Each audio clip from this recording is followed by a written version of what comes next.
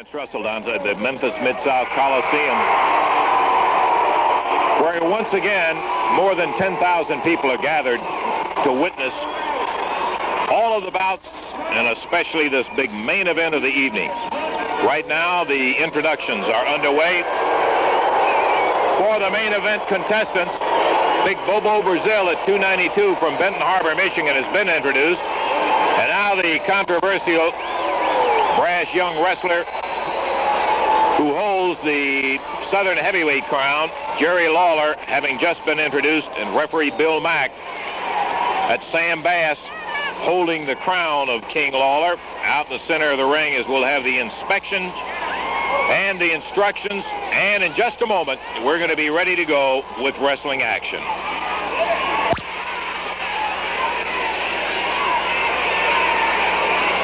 Jerry Lawler, after a consultation with manager Sam Bass, all ready to go back at the action here. Lawler has had one burst. Bobo, a giant of a man from Benton Harbor, Michigan, respected all over the world as one of the great names in wrestling. Bobo Brazil, best known as the originator of the Cocoa Butt. Lawler giving away better than 60 pounds to Bobo Brazil. But Lawler with a lot of speed, durable,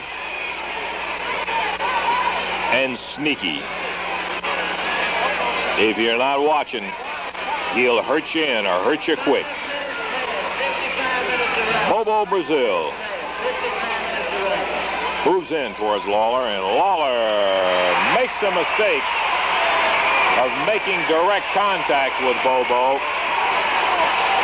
I don't see how in the world he is ever going to stay in there with him if he tries to match strength with this giant. 292 pounds. Jerry Lawler being moved to his tiptoes, persuaded as Bobo bends that arm around. He's signaling for manager Sam Bass to come around, and there's Sam around to the ring apron. The referee says, come on back to the corner. And down goes Lawler.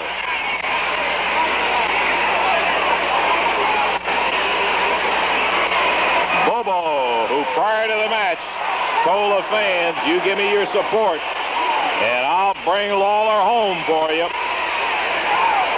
The referee breaks it up. I think he was under the impression that Bobo took him down with a hair. Yeah, Lawler's giving him a big story,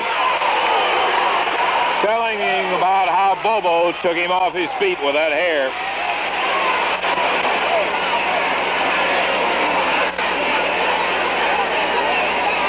This huge crowd with mixed emotions, the majority of them seem to be in a position where they would like Bobo to really take Lawler down a few notches. Once again, Bobo has that hand, starts bending up on it. Ooh, and down he goes. Jerry Lawler on the deck. Referee Bill Mack once again makes Bobo Brazil break it up.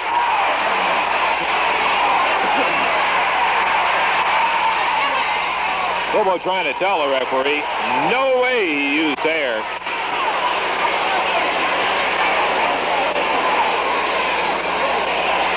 Jerry Lawler trying to get the circulation back in that left arm of his.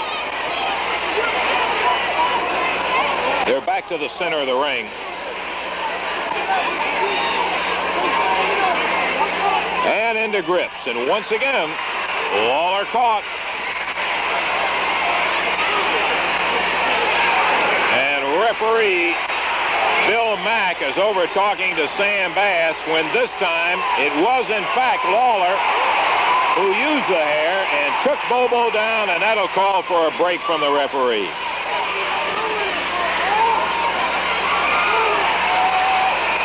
Lawler, a couple of stinging broad arms. And maybe with a, yeah, he's got the fist on the end of that broad arm. He covers him. 1, 2. And men, I think, were involved in the ropes over there. That's it. The referee is going to say no go. Stopped at a 2 count. Lawler once again puts Bobo back down on the deck. Gets a count of 1, 2, and Bobo Brazil deposits him right on top of the referee.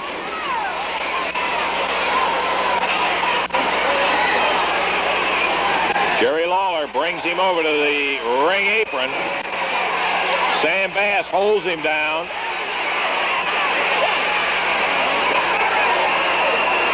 Sam from the outside being warned by the referee to stay back in his chair and keep his hands off the wrestlers. Jerry Lawler taking advantage of the momentary stunning of Bobo. Receives one of those big cocoa butts, and Bobo is putting the dance on. Comes in after Lawler.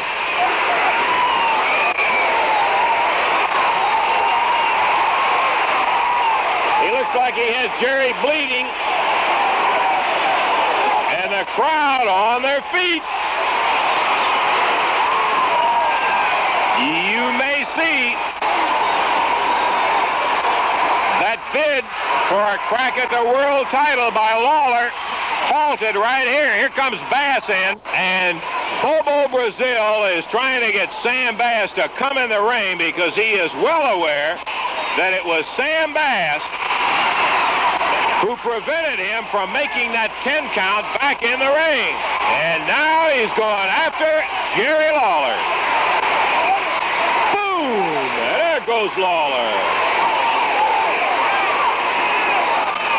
Sam Bass is next, and down he goes. Bobo in the center of the ring, dismayed and disgusted with the fact that the team of Lawler and Sam Bass, in effect, tricked him into a loss here at the Memphis Mid-South Coliseum. Lawler's hand is raised. Bobo in the center of the ring, dejected that because of Sam Bass, he was unable to make the 10 count back into the ring, and the referee told it out. Lawler was laying on the mat, but he was inside the ropes, and he comes out victorious in this bout. The winner, Jerry Lawler over Bobo Brazil. Fans, the scene of all the action is in Louisville, Kentucky for a capacity crowd to see this NWA Southern Tag Championship match with Al Green and Phil Hickerson, along with their manager Sam Bass. They are the tag champions. Yamamoto, who are the tag challengers. You see Big Phil Hickerson in the ring right now. Tojo on his right. One of those powerful Tojo Yamamoto headlocks on Big Phil Hickerson. Manager Sam Bass saying a few words to Big Al Green. Both wrestlers ready to lock horns, and away they go. And just as soon as Phil Hickerson got that arm of Tojo Yamamoto, Tojo broke out of the hold. Phil Hickerson complaining that Tojo Yamamoto used the trunks. Referee has a few words with Tojo. And away we go. Tojo Yamamoto is looking mighty mad tonight. Wants that belt, absolutely. The full Nelson on Phil Hickerson by Tojo Yamamoto, putting the pressure right there on the back of the skull. That has got to hurt. Look at the size of those arms on Phil Hickerson. Outstanding wrestling here in the ring tonight. A lot of muscle in there. Tojo Yamamoto has a surprise for Phil Hickerson.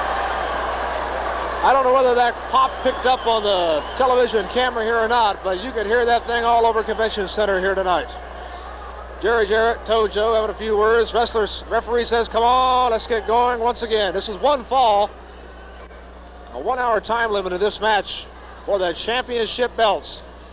Into the ropes they go. Into the ropes Tojo goes. Hits Phil Hickerson, drops him one more time. Tojo fools him and lays a couple of punches into the midsection of Phil Hickerson. Tojo Yamamoto now giving that famous Jackie Fargo strut around the ring. And the fans are going wild over that one. There he goes, right to the corner, sees Jerry Jarrett, says no, thank you. Phil Hickerson kind of bewildered about the whole thing, checking in with Al Green, trying to figure out, I guess, what the next move would be. And Tojo's waiting for him. Now Phil Hickerson has Tojo in a headlock. Tojo spins him into the ropes. Phil Hickerson giving the famous strut again and gets kicked in the backside by Tojo Yamamoto. Phil Hickerson now is mad. Gives Tojo Yamamoto a few verbal blasts there. Manager Sam Bass calling both of his wrestlers together to give them some instructions. Referee starts that count, says, come on, let's get back into action here. This is a championship match, NWA Southern Tag Championship match. Tojo Yamamoto and Phil Hickerson in the ring right now. Tojo up against the ropes. Phil Hickerson draws back, lets one fly to Tojo. Correct.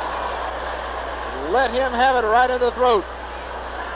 Tojo probably thinking turnabout is fair play. Enter Big Al Green, and he is a big man. Tojo Yamamoto let fly the judo chop to the chest of Big Al Green. It looks like Al Green has a chain. I think Al Green has a chain. Yes, he does. Hit Tojo Yamamoto to the side of the head. Now he is choking Tojo. Jerry Jarrett is protesting the referee. Tojo Yamamoto in a lot of trouble right now. That chain wrapped around his neck. Sam Bass calling the referee. Referee gets Sam Bass back in the corner. Tojo Yamamoto still being choked quite a bit.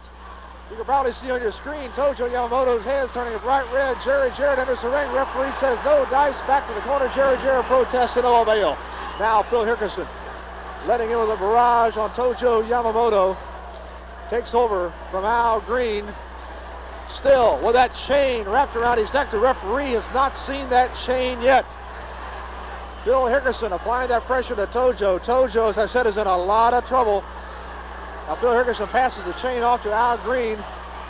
Once again, Al Green with a chain wrapped around his fist into the midsection of Tojo Yamamoto. Jerry Jarrett is mad. The referee says you must stay in your corner. This is a championship match. There'll be no interference. Tojo Yamamoto still getting choked by Big Al Green. Tojo trying to get out of it. Karate chops to the midsection of Al Green. Phil Hickerson enters from the back and lets Tojo Yamamoto have it to the back of the head. Big Al Green continues to whip Tojo Yamamoto with that chain. Brutal punishment being dealt here tonight. Jerry Jarrett in the ring with a wooden shoe of Tojo. The referee says no. Back to the corner. Both wrestlers working on Tojo now. The trade-off has begun. And Phil Hickerson in the ring. Look at the pressure being applied to Tojo's neck. Unbelievable. Tojo desperately trying to get out of that hold with the chain wrapped around his neck. The referee has not seen the chain yet in this championship match tonight here at Convention Center. Sam Bass being told with the referee to sit down in his corner. Phil Hickerson bringing Tojo over to the corner. Tags to Big Al Green. Al Green enters the match. Tojo still in a lot of trouble, receiving a brutal punishment with that chain, gasping for air. Now Al Green has the forearm wrapped around Tojo Yamamoto's throat. The referee is trying to determine whether it's a chokehold or not. It's kind of hard to tell on holes like that. Big Al Green reaching into his trunks, gets something. I can't tell whether he got that chain or not. Apparently he did not. Tojo Yamamoto receiving a brutal punishment from Al Green tonight. Tojo Yamamoto would like nothing better than to be tagging out the Jerry Jarrett right about now. It is very difficult. It appears that, oh, what is this? What is this? Jerry Jarrett boiling mad at the referee, and both wrestlers continue to work on Tojo. Phil Hickerson in the red, Big Al Green in the black trunks working on Tojo Yamamoto. They still probably have that chain around his neck. By the position of Al Green's hands, it does look that way. Tojo Yamamoto receiving a brutal punishment tonight. The referee trying to break up the wrestlers. Tojo on the ropes trying to inch his way over to Jerry Jarrett. Sam Bass on the ring apron. The referee tells Sam Bass, no, in your corner, no interference. This is a championship match. Both wrestlers now working on Tojo Yamamoto. Al Green is left. Phil Hickerson now in the match. Unbelievable punishment being applied to the throat of Tojo Yamamoto. Tojo Yamamoto, face bright red as you can see on your television screen. Jerry Jarrett just aching to get in this match. Tojo Yamamoto has a long way to go before he tags out. Tojo Yamamoto took a swipe at the eyes of Phil Hickerson, stunning Hickerson. Almost Sam Bass distracts the referee. Al Green in the match, and Al Green is there with that chain again to the head of Tojo Yamamoto, and back Jerry Jarrett. Let's fly that wooden shoe on the head of big Al Green. Jerry Jarrett whopping Al Green with that shoe. Al Green picks up that chain. He and Phil Hickerson continue to work on Tojo. Once again, the choke hold tonight. The fans are going wild here at Convention Center in Louisville. Tojo Yamamoto in a lot of trouble. Al Green continues to apply the pressure. Tojo with 4 fingers right to the throat, stunning Al Green. Tojo trying to work his way over to the corner with Jerry Jarrett dying to get into this match. Tojo Yamamoto, let's fly with a judo chop to Al Green. If Tojo can get over there, he will be in good shape if he can tag out right now. But of course he has a long way to go, and Al Green is big, and Al Green wrapping something that looks like that chain again. Let's fly to Tojo Yamamoto. Applying that pressure, Al Green is. Al Green and Phil Hickerson holding the championship belts. Tojo Yamamoto and Jerry trying to get those belts tonight. Tojo continues to let fly with those powerful judo chops to Al Green. Al Green once again grabs onto Tojo, brings him back over into the Al Green, Phil Hickerson corner. The tag is made.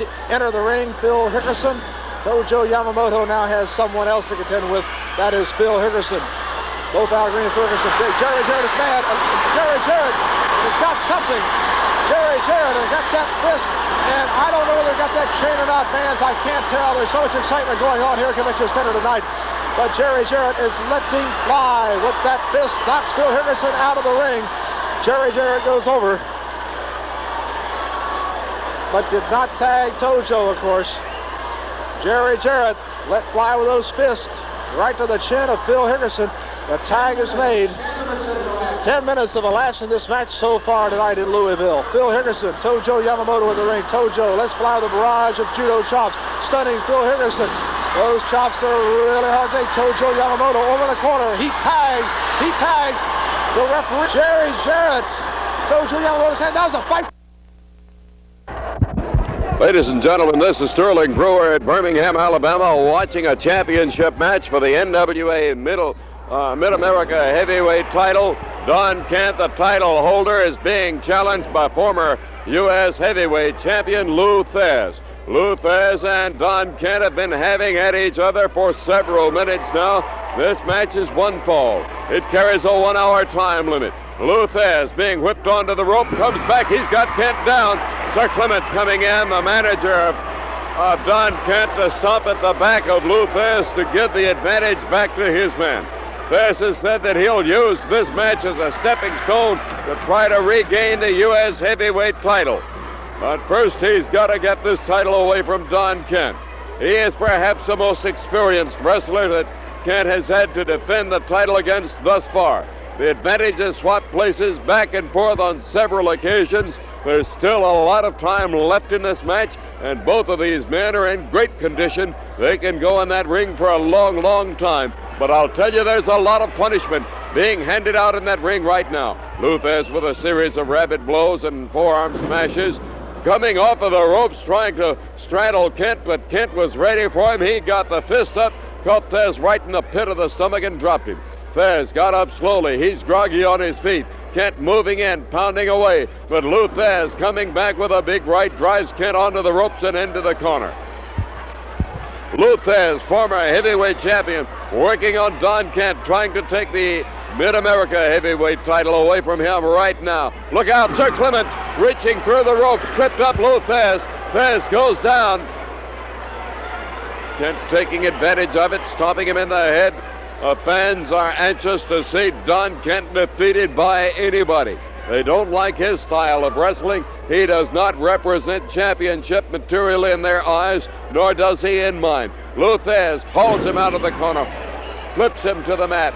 Again, drops him on the mat, tying him up in the ropes almost momentarily there. Now goes at him with a forearm smash. Sir Clements coming on the apron, but Lou Thesz turns his attention to him, drives a forearm smash into the face of Sir Clements. However, it looked like he tossed a weapon in to Don Kent. Kent is putting something on his hand right now. Look out, Don Kent using some kind of a weapon on the head of Lou Thesz. Drops him. He's down for 1, 2, 3. Don Kent using some illegal weapon, some foreign object tossed into the ring by Sir Clements. Downed Lou Thesz and held him down for the count. Now then, the transfer has been made. Don Kent has returned the weapon to Sir Clements. He holds his hand up in victory. The referee can do nothing other than go along with him and return the belt to him. So once again, Don Kent successfully defends the title of U.S. Mid-America Heavyweight Champion. Lance Russell once again from the Memphis Mid-South Coliseum, where we have just had the opening bell for a tag match pitting the big team of Big Al Green at 255 and his partner at 264, Phil Hickerson, in there against the combined efforts of Jackie Fargo in the ring with Hickerson right now, and his partner, the Honorable Imperial Japanese wrestler Tojo Yamamoto. Jackie Fargo in with Hickerson now. Your referee is Bill Mack, manager Sam Bass. Trooping around the ringside, causing his constant harassment to be known by the opponents of Green and Hickerson. Jackie with that side headlock, holding on to Big Phil Hickerson. This guy is a big one, 264, and he is every pound of it.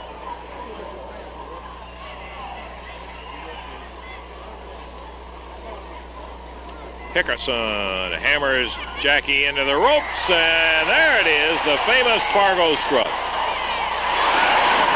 Boom! Hit him with a stinging drop kick, did Jackie. Sam over to tell his boy, don't turn your back on him, keep your eye on him all the time. Hickerson thought he was going to get a chance to bust Fargo coming off the ropes, but Jackie and his trademark grabbed the ropes and went into that Fargo strut. And then when Hickerson turned around, he gunned him with a drop kick.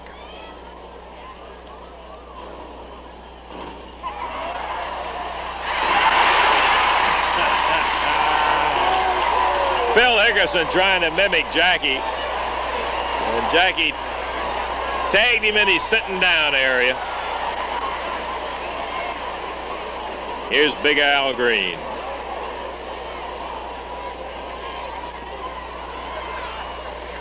Al with one of those swift moves. You're not going to find much of that scientific wrestling out of Al Green, but you'll find a guy that'll be in there that'll hammer you right through the floor if you don't watch him. Jackie into the ropes, over Al.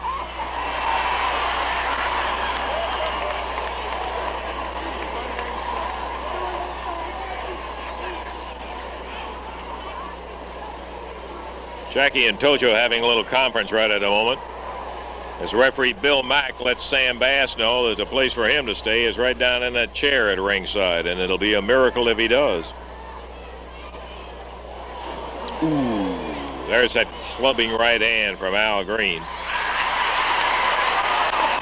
Tojo slipped through the ropes, tapped Al on the back. Al thought he had gotten a 3 count on Fargo. He jumped up and held his hand up in the air, and by that time Tojo was all the way out of the ring.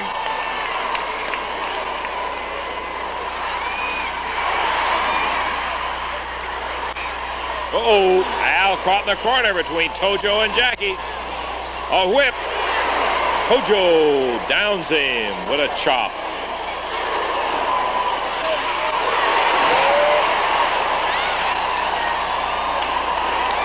Green and Hickerson figure it's a good time to exit, out for a little strategy session with manager Sam Bass.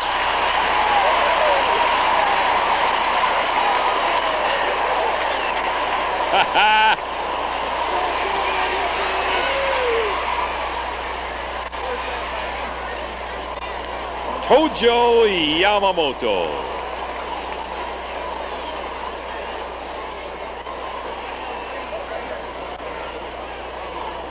With those ferocious and feared wrestling chops.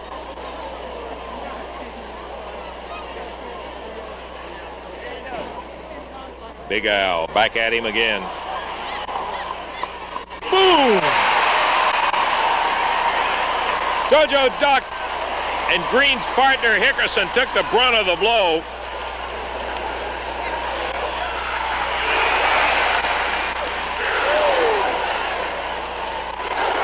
Right at the moment, Al can't do anything right.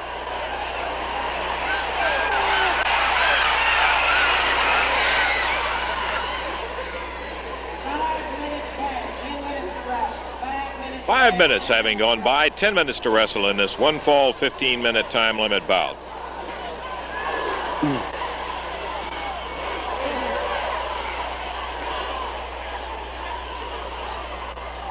Hickerson takes a shot that falls short on Tojo, but now he grabs him from behind and outside the ropes, and here comes Jackie.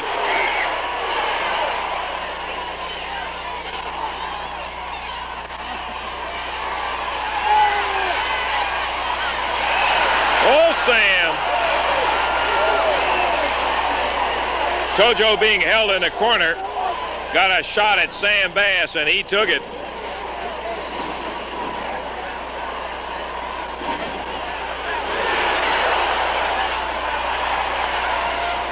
Tojo, after a chop, back to the corner and tags Jackie Fargo.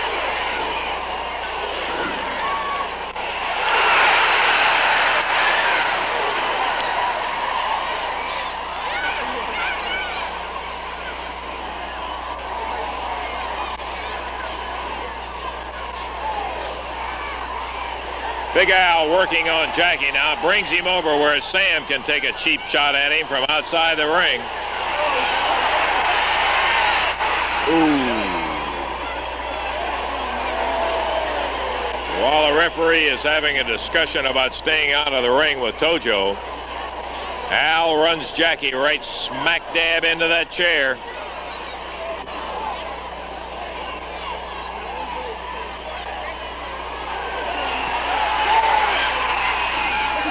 Once again.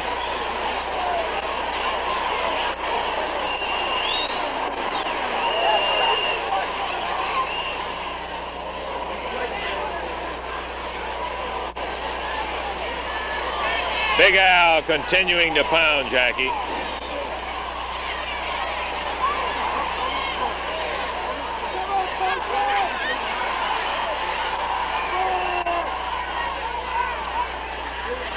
To the corner. Right between Green and Hickerson, and Tojo comes across the ring to try to give his partner some help.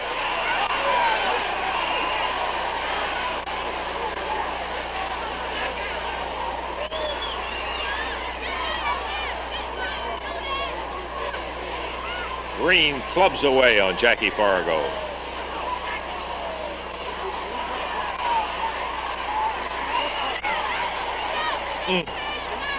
Sam from the outside. Here comes Hickerson in. Tojo run back out of the ring by the referee again as Hickerson and Green work on Fargo.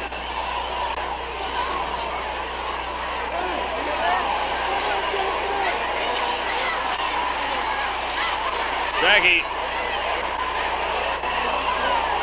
with a cut opened up on his face. Ooh, once again, he takes the brunt of Green slamming him into that chair held by Sam Bass.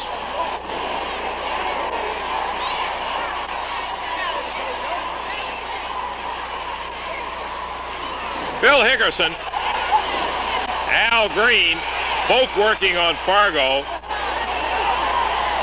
And again, Tojo has run back out of the ring.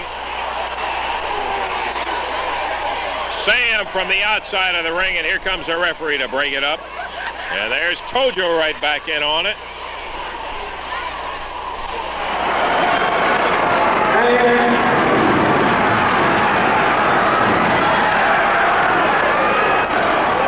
Ladies and gentlemen, the Yellow Jackets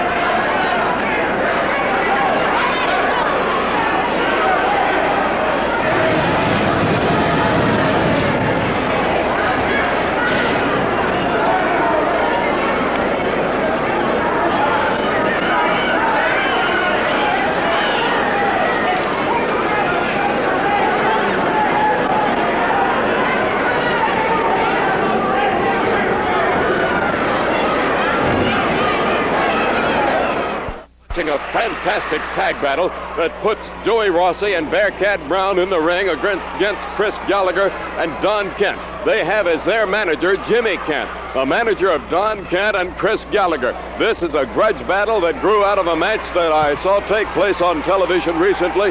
It was an unscheduled match in which Chris Gallagher came out. He interrupted me during my commentary and challenged Joey Rossi to a match. He baited Joey Rossi and insulted him until finally Joey jumped into the ring. Chris Gallagher jumped in with him. It was an unscheduled match. They chased the other men out of the ring and went at it tooth and toenail.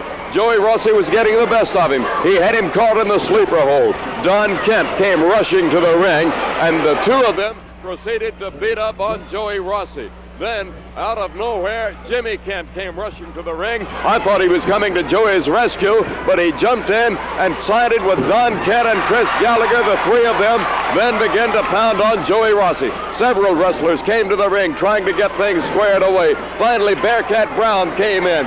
They got hot. They cleared the ring right quick of Chris Gallagher and Don Kent and Jimmy Kent, but they demanded a match. In fact, the promoters insisted that this match be signed and booked, and we're watching it right now.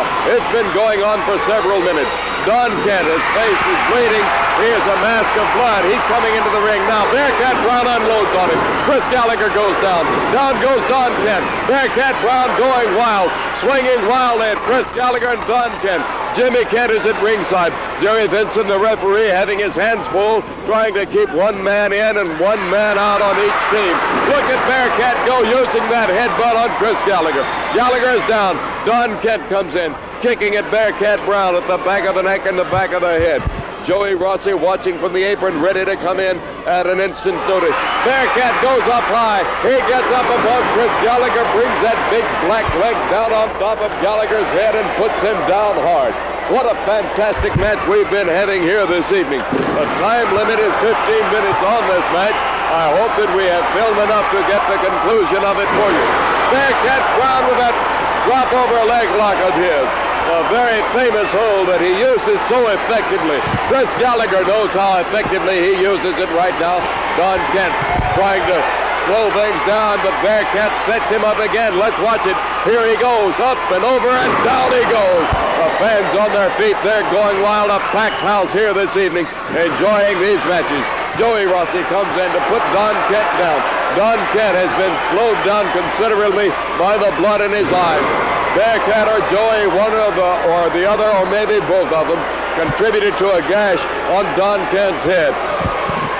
Blood has been pouring down his face ever since. He's been outside the ring as much as possible, but he made the mistake of getting in there now, and Bearcat Brown is well in command of the situation.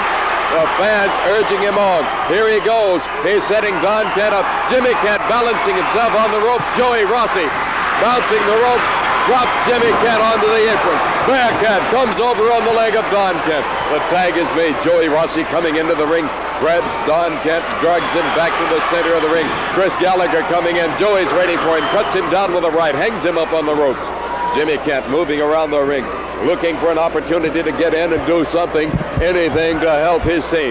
Joey makes a tag. Bearcat coming in. Joey has got Don Kent set up for him. Bearcat comes in and takes charge. Let's watch it. We have had wild and furious action throughout this battle, and the fans want to see more. They like what they're seeing here this evening, because many of the fans here in this auditorium saw the match with Chris Gallagher and Joey Rossi on television when Don Kent and Jimmy Kent rushed to the ring and took advantage of him, beating him to a pulp. His face was a mask of blood before that match was concluded. Right now, Chris Gallagher going after Joey Rossi. Rossi puts him on the ropes. Look out, goes down from a shoulder block. Drops low as Gallagher comes charging. Goes up high. Sets himself. He's got him in the sleeper hold. He's got it set. Don Kent coming in to break it up. Bearcat Brown in to 15 minutes has been sounded. That is the time limit that we had on our film. Our film has expired. We'll have to close it out. I wish we could bring you the end of this match. Maybe this is it right here, but our film is running out. Sterling Brewer signing off at ringside. We'll give you the results of this later.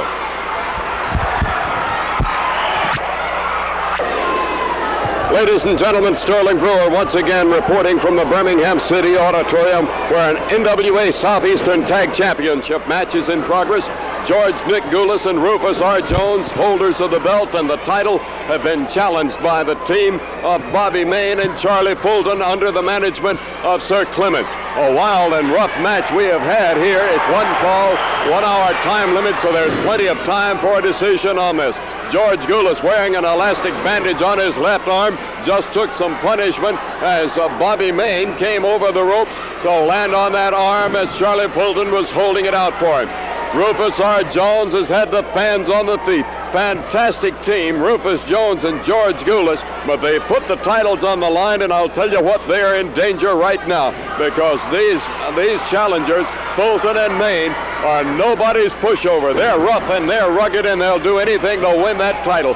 They want the title. They want the glory that goes with it. They want the money that goes with it. But here comes Rufus R. Jones into the ring.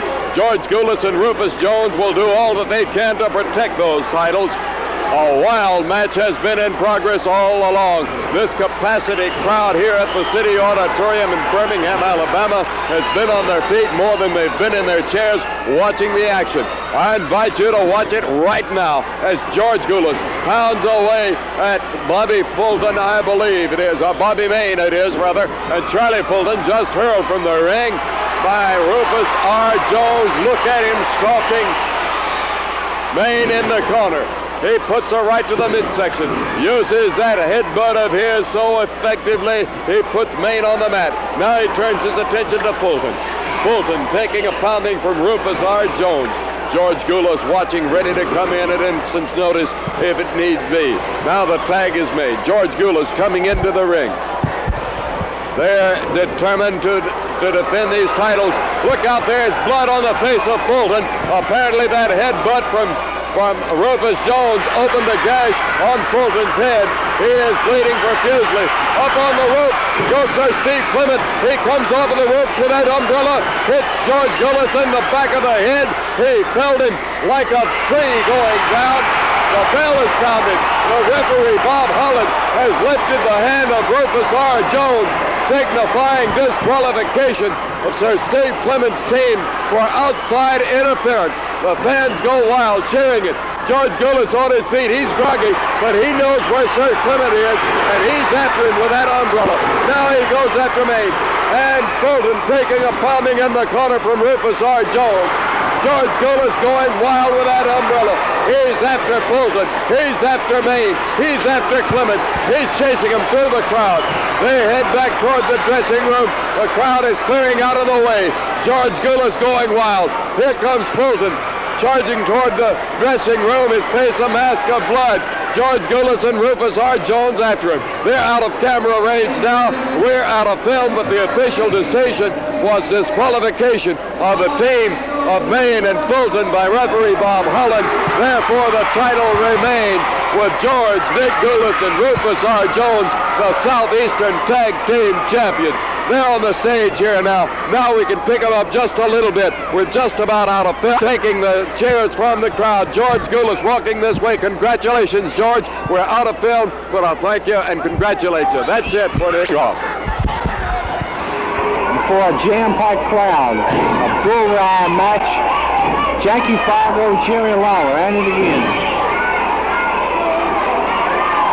Lawler currently with a chokehold and got Fargo on the ropes. The referee's calling to get him off the ropes. And Lawler and Fargo in the corner. Back, as you can see, standing back, the holding Jackie Fargo back now. So Jerry Lawler holds the referee's attention. Fargo now applies a chokehold. The referee, Paul Morton, in, calling for a break.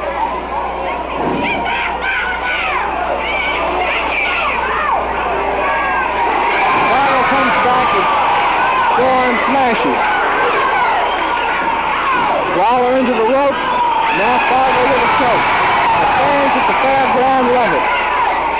Overflow crowd here again tonight at the Fairgrounds Arena. Lawler off the rope, misses with a swing. Fargo floors Jerry Lawler.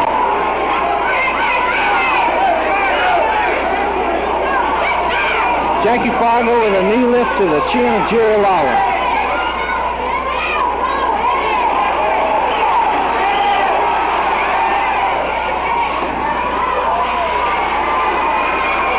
Fargo pulling at the chin and hair of Jerry Lawler, wanting a submission call. Sam Bass interfering as usual, trying to get the referee's attention. About 5,000 people estimated here tonight.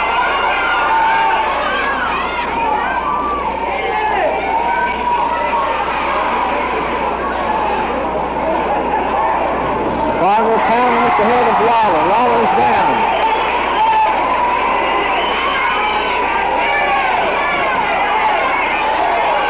Fans here want Fargo to win tonight. She was unsuccessful many times to defeat Jerry Lawler. This bull wire match is one of the top matches in the country.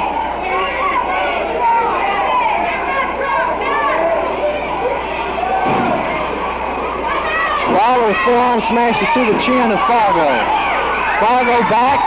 Lawler into the wire. Lawler is down. Fargo kicks to the stomach. The fans love it. Fargo is down.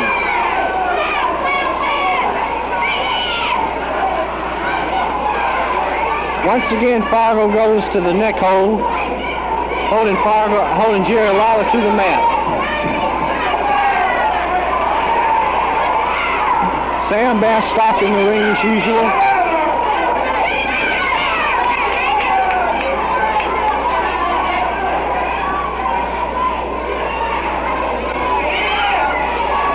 Fargo and smashes through the face to Lawler.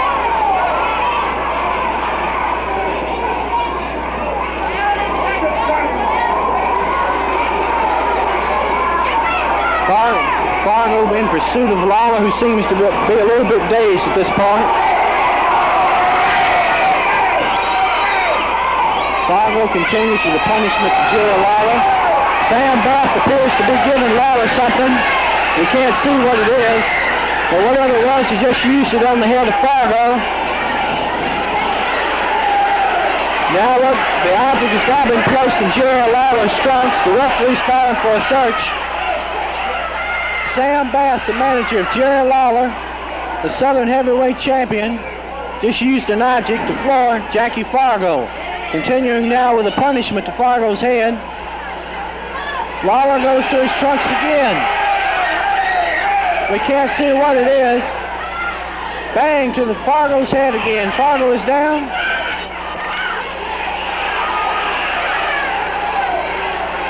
Fargo now seems to be a bit dazed. Fargo to the trucks again. Fargo's head's taking plenty of punishment tonight.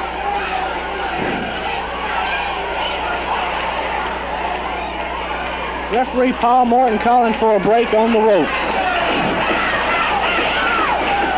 Sam Bass now holding Fargo to the ropes. As Paul Morton continues the search of Jerry Lawler.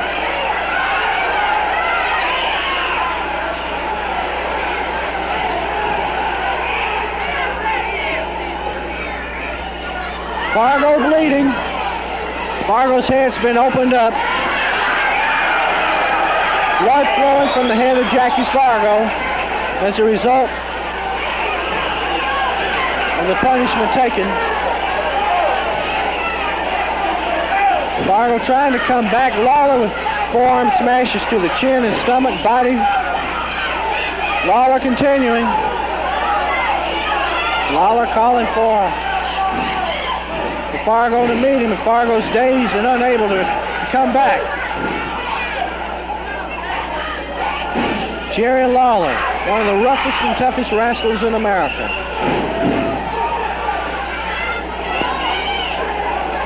While Jackie Fargo's still one of the all-time fan favorites. Fargo's head butted into the bull wire at the corner. Lawler continuing. How much more punishment can Fargo take? Fargo misses with a wild right. Lawler seems to have the upper hand. Fargo swinging wildly now. The fans are trying to cheer him on. Jerry Lawler dancing away from the dazed Fargo punches and continues battering the head of Jackie Fargo, who's already bleeding. Fargo, dazed and unable, hits Lawler, floors into the mat. The fans love it. Fargo is back. Fargo's building up the steam now. Lawler is down. Lawler likewise holding his head. We don't think his head's been opened up. Fargo with vicious punches to the head of Lawler. Jackie Fargo at his best, punishing Jerry Lawler.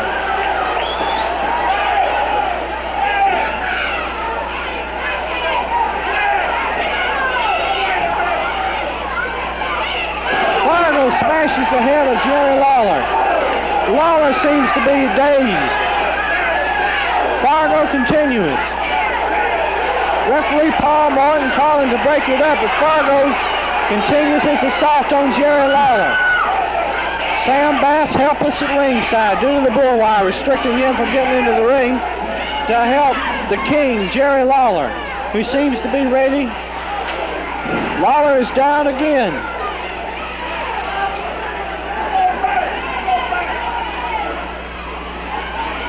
Fargo continuing putting the pressure on Jerry Lawler with knee lifts to the stomach. Lawler trying to go to the ring. Ropes where he's met with Sam Bass so many times. Now Lawler back to his trunks, floors Fargo with a punch to the head. Lawler with the cover. One. No, Lawler brings him up by the hair, into the ropes. Fargo with a no lift to the stomach. The atomic drop, this may be it. 1, 2, 3, it's over. Jackie Fargo runs at the fairground tonight. Jackie Fargo runs. Bloody Jackie Fargo runs over Jerry Lawler. The king of wrestling has been defeated. Jackie Fargo, victorious after a long time, finally gets revenge over Jerry Lawler, the man who injured him and laid him up for 4 months. Fargo wanted to win. He got so desperately tonight. Jerry Lawler can't believe it. Sam Bass can't believe it. The fans are going wild here at the fairgrounds. 5,000 people estimated here tonight. Jackie Fargo coming this way after winning tonight. He's been whipped. He has been whipped by the fabulous Jackie Fargo. I want him to get on there and say, cannot we whip? I whipped him right there tonight. Jackie Fargo, now you heard it from Jackie Fargo as he's beaten Jerry Lawler, the king of wrestling. Jerry Lawler, Sam Bass still in the ring. They can't believe what's happened. The bull wire, Sam Bass restricted. A combination, Jackie Fargo with the desire to win it all tonight. Lawler still begging, wanting Fargo back in the ring, but Fargo has done what he said he wanted to do. He wanted to beat Jerry Lawler, and this he did tonight here at the fairgrounds. The fans leaving the fairground now, they're all happy as they're... Well, this has been Mike Duncan from the fairground, where Jerry Lawler has been defeated by Jackie Fargo in the main event in Nashville, a bull wire match. Once again, Jackie Fargo defeats Jerry Lawler in Nashville, Tennessee. Lawler having just minced a drop on Tommy Gilbert. Eddie Marlin comes in to help out. A tag and Marlin going wild on Bass and Jerry Lawler. Lawler out through the ropes as Eddie Marlin rolls Sam Bass down. It may be a pin, 2, but he missed him. A 2 count. Here comes Rick Gibson in, but referee Paul Morton ushers him back out. A tag from Bass to Lou Thez. Thez picks it up and starts to work on Marlin. Lou buggy whips him into the corner. Out of it and drops on him with that knee across there, and the referee checks to see says it's across the throat. He's got a hold of the ropes. Tommy Gilbert over trying to break it up. Referee Paul Morton says, let's have a break on it. Marlin down, in trouble as Lou Thez goes to work on him. Back against the ropes, and Thez being warned by the referee for hitting on the ropes, pulls him out to the center of the ring with a side headlock, rakes him as he tags Lawler, who comes into the center. Lawler preventing Marlin from getting to the corner, drops down on him with that right hand. The referee says, keep that fist open. Lawler pulls Marlin to his feet, decks him with another right hand. Ricky Gibson trying his best to get a tag out on Marlin, but not close enough. Here comes a tag on Sam Bass. They're sharing the punishment administered out to Eddie Marlin as Bass is in there now. Drops on him what appears to be a chokehold. The referee calling for a break. Tag back on Jerry Lawler. Gilbert and Gibson both in the corner, too far away to be any official help at this point. Marlin into the ropes. There's that tough top broad arm from Lawler. He drops on him. Count of 1, 2, but Gilbert saves him. Tommy Gilbert in through the ropes. Flips Jerry Lawler off. Marlin still in the ring and in trouble at this moment. Once again, Lawler into it. Ricky Gibson hollering he made the tag on him. He comes over, nails Lawler. 1, 2, 3. He got him. On a 3 count, Ricky Gibson. There'll be a protest from Thez, Lawler, and Bass on this. Gibson tagged Marlin as he was popped into the ropes, came over the top of Jerry Lawler, got him down for the pin of 3 count. Gibson now takes a heavy knee from Lawler. He's boomed outside the ropes. Sam Bass overworking on Eddie Marlin, and there goes Gibson out into the crowd. Lawler threw him down the ring apron into the post, and Gibson, his back is hurt, trying to fight his way back up to that ring. This game, youngsters, not through. Lou Thez in there with Tommy Gilbert.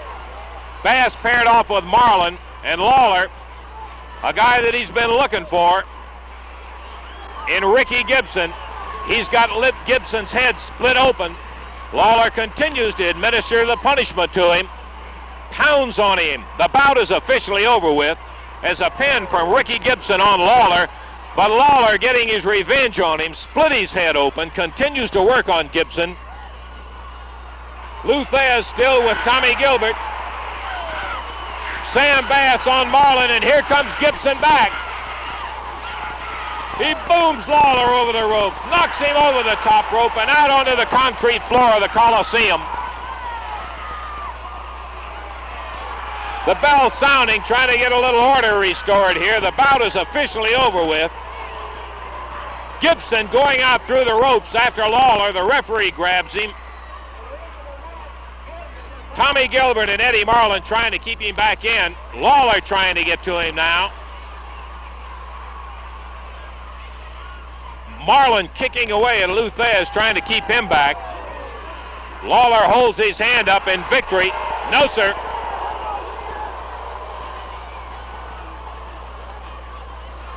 The referee trying to tell Gibson it's all over with. He better leave it as it is.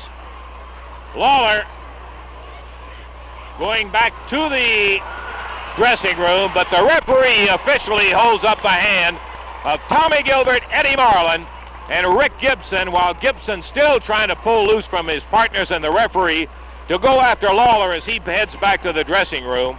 A beautiful pin by Ricky Gibson on Jerry Lawler. Lawler got some measure of retribution as he busted open the head of Ricky Gibson, continued to pound him in the ring, and then Gibson kicked him out over the top ropes. And Gibson's partners had to hold him back in the ring to prevent him from going out on the floor after Lawler.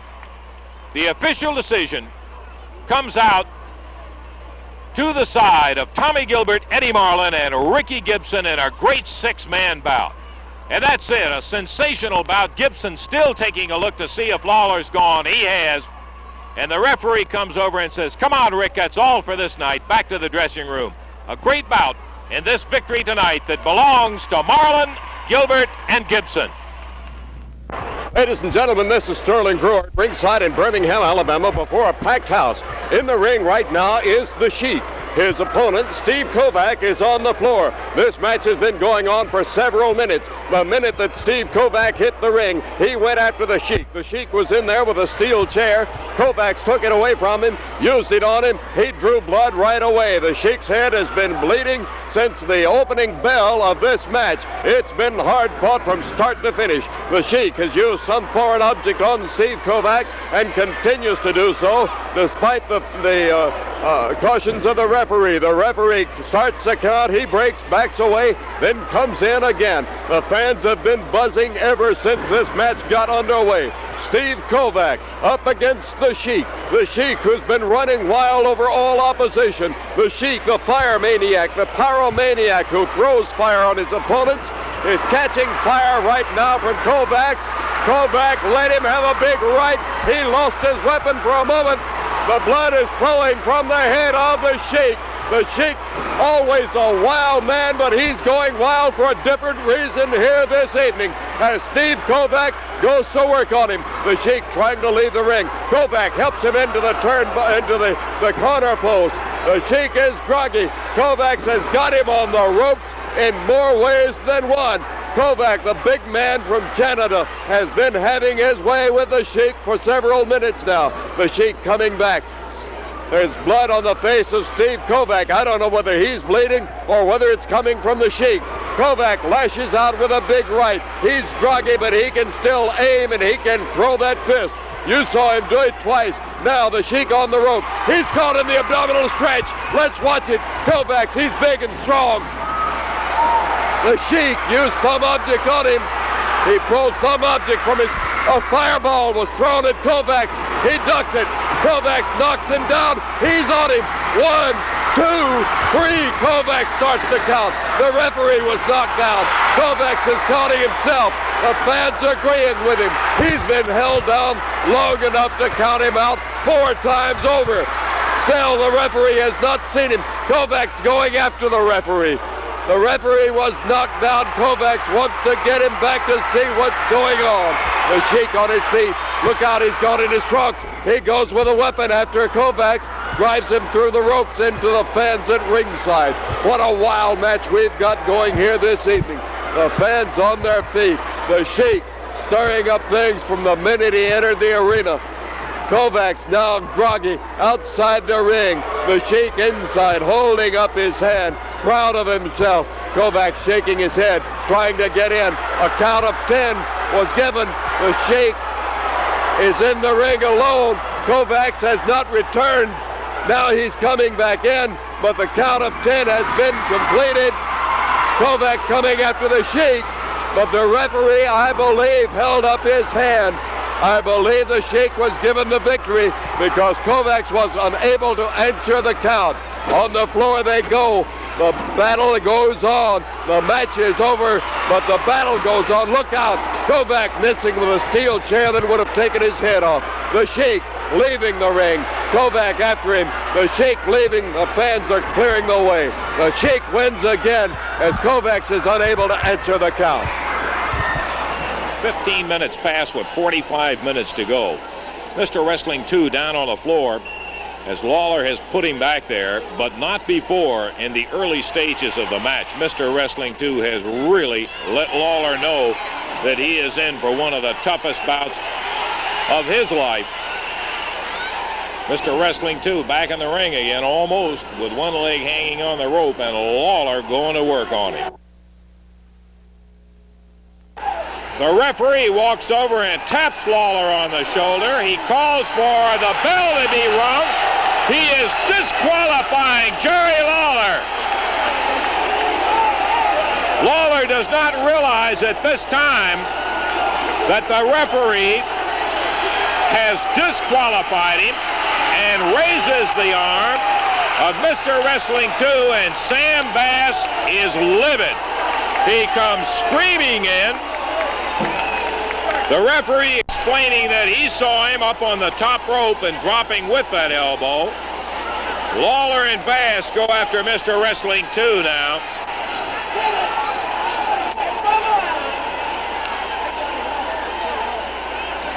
They appear to be trying to take the mask off of him. He is the winner.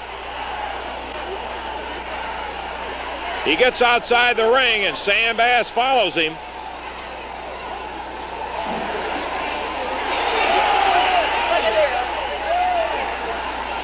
Mr. Wrestling 2 scrambles back into the wrestling ring as Lawler picks a chair up and clubs him over the head. Lawler figures he's already been disqualified. There's not a whole lot else the referee can do to him in this match. They're tearing at the mask, and the referee's trying to get him off of Mr. Wrestling 2.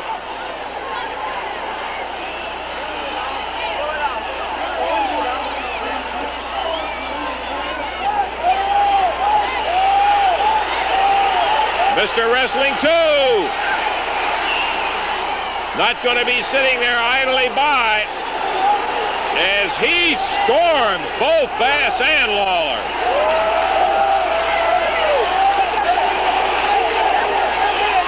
And there goes Sam out of the ring.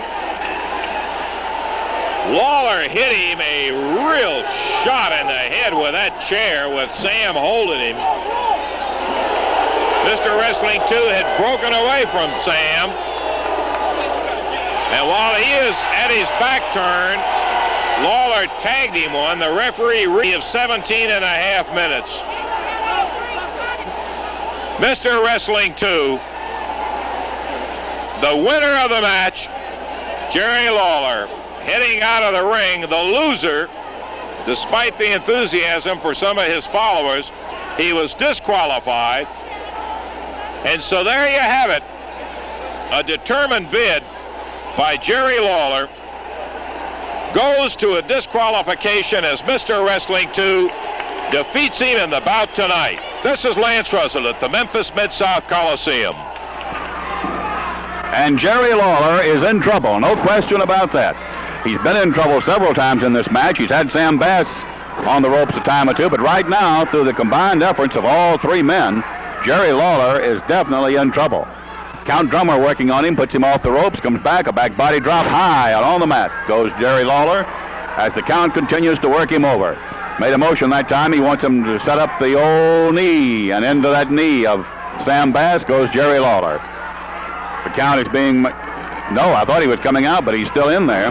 Duke Myers right there with him. The Duke is going to take over now as Count Drummer goes out. Lawler has not been able to make a tag. He'd like to get Sam Bass in there again. He's had 2 or 3 shots at him, as you know, so far. But not the big one that he wants, where he can really set him up for the kill. And now Sam Bass is coming in to work on an almost helpless Jerry Lawler, and he'll relish that thought. This is the only way he wants any part of Lawler, when Lawler is almost helpless. Look out, Lawler's not helpless yet. He's going to go after Sam Bass, but look at that. Right away, Duke Meyer interferes. And that has been one of the big troubles of this match. Every time Lawler has an opportunity to get his hands on Sam Bass, either Myers or Count Drummer seems to be right there to interrupt things. He has got several good pops at Bass. Look at that. But he hasn't got that big one he wants. He hasn't really had an opportunity to pour it to Sam Bass yet, and that's what he wants. Off the ropes, Lawler's ready for him with that elbow. Right on top of him, drives it home. Duke Myers comes in, Marlin comes in, Tojo comes in. What happened? Lawler's in there now, and right beside him is, whoa, look at this. Whoa, he kicked him. He kicked him, and Lawler is on top of Count Drummer, and that's the win and the match. Lawler is working on Sam Bass. Look at that. He's got Sam down on the floor now, and boy, he is pouring it to him. Sam Bass is helpless. Tojo standing by, Eddie Marlin standing by, and Jerry Lawler has Sam Bass flat on the mat, and he is pouring it to him with that big right fist. Marlin and Tojo standing by in case Meyer and the Count Drummer try to come back in the ring to rescue Bass. Tojo's ready, so's Marlin. They're pulling, Marlin's trying to pull Lawler off. He doesn't want him to beat the man to death here. He's just sitting on top of Sam Bass, pounding away with that right hand. Blood coming from Sam Bass's face. Lawler pinned Count Drummer, I believe it was, for the actual fall and the win. And then he went right after. Look at that, he knocked Eddie Marlin down. Marlin was trying to pull him away. But Lawler would not be pulled away. He knows Marlin's his friend, but he doesn't want to be bothered right now at this time because this is the moment that he's been waiting for, to get Sam Bass right in that ring, and he's got him there. And he has really worked him over in the last 2 or 3 minutes. Tojo is in there now, and he's putting the pressure on Count Drummer. Count hit him right in top of the head and knocked him down. Now they have pulled Bass out of the ring. Bleeding. He's heading toward the dressing room. Boy, he's bleeding too. Make no mistake about that. Blood coming out of his face, off his head, as he goes toward the dressing room, held up by Drummer and by his 2 partners. He's coming over here now. I want that jerk right there. I want him in a chain match, Harry Thornton. I want him chained to me in that ring. I will kill him. I want that chain strapped on his wrist and my wrist. Just me and him, Harry Thornton. Just me and him in a chain match. That's right. Just me and him in a chain match. Nick Goulas over here. Nick, I'll talk to Nick Goulas about it. He'll have to make the booking fee. Actually, the actual booking arrangement must be made by Nick, but we'll report that to him. We'll do our best to give Sam Bass a crack at Jerry Lawler in a chain match if that's what he wants. That's the way it ended, fans. Jerry Lawler and his team, the winner, Tojo and Eddie Marlin, as Jerry Lawler pinned Count Drummer for the final fall and then really gave Sam Bass a going over. And that's it from the auditorium. Ladies and gentlemen, we're watching a championship match in progress right now. Don Green, the U.S. Junior Heavyweight Champion, going against Billy Spears, the challenger. Spears, with a long blonde hair, has posted $300 to be passed out for the fans at ringside if he fails to take the title from Don Green. This is no time limit, no disqualification, a one-fall match. Jim Crockett, the referee, just being shoved aside. But Don Green moving in on Billy Spears. One fall, no time limit, no disqualification. The belt is at stake. $300 of money put up by Billy Spears is at stake. The fans are excited about this match, and well, they might be. Billy Spears has been known as the Mad Magician because he performs tricks in the ring. I mean by that, he conceals weapons, he throws fireballs, whatever it might be to win a match. Don Green, rough and rugged, has had a distinguished career in the ring as a rough, rugged wrestler with very little attention being paid to the rules. However, he has changed his ways, but when he goes up against somebody like Billy Spears, he reverts back to the original Don Green. He's rough and he's rugged and he's going to win a match if he can. And when somebody violates the rules, he's right there with him. It looks like blood on the head of Billy Spears right now. Don Green biting at the head. I cannot see clearly from this point, but I believe it is blood. We'll zoom the camera in and see if we can pick it up. Billy Spears now on the floor. Don Green getting out on the floor with him. The fans at ringside flocking around to watch the action. I hope we're getting a clear shot for you. Billy Spears' face is a mask of blood. His head is slammed into the corner post at ringside. Don Green leveling the right at him again, pounding that right into the head. Slams his head onto the press table at ringside. He's bleeding profusely. Don Green keeps the pressure on. I'm afraid they're hidden from view right now by the excited fans standing on their feet here at the Birmingham City Auditorium watching this match. Billy Spears re-entering the ring. The referee continuing the count to get Don Green in. Spears going into his tights. Looks like he has something concealed there. Don Green coming in. Spears ready for him. Grabs him on the ring. It's a sleeper. No. He's got something over his nose. I can't tell what it is. He took something from his tights and covered his nose with it. Don Green is down. The referee is counting him. The referee has counted Don Green down. Billy Spears had something. There is a peculiar odor here in the auditorium. I can't tell whether it's ether or chloroform. There is an odor. It's burning my throat right now. But the man is down, and the referee has counted it as a pin. He counted him down. 1, 2, 3, and has given the belt to Billy Spears. Now the referee seems to be having second thoughts about it. He's been talking to Spears. Don Green is upset. Green trying to clear his vision. trying to get his breathing returned. Spears claiming the belt, holding on to it. The referee questioning him. Don Green going after him again. Green is on him. Look at him pound away at Billy Spears. Don Green does not like to be taken advantage of, and he definitely was. Billy Spears used ether or chloroform on him. I don't know what it was. Billy Spears leaving the ring, heading for the dressing room, but watch out. More action breaking out. Don Green going after him. He's got him right down amid the fans.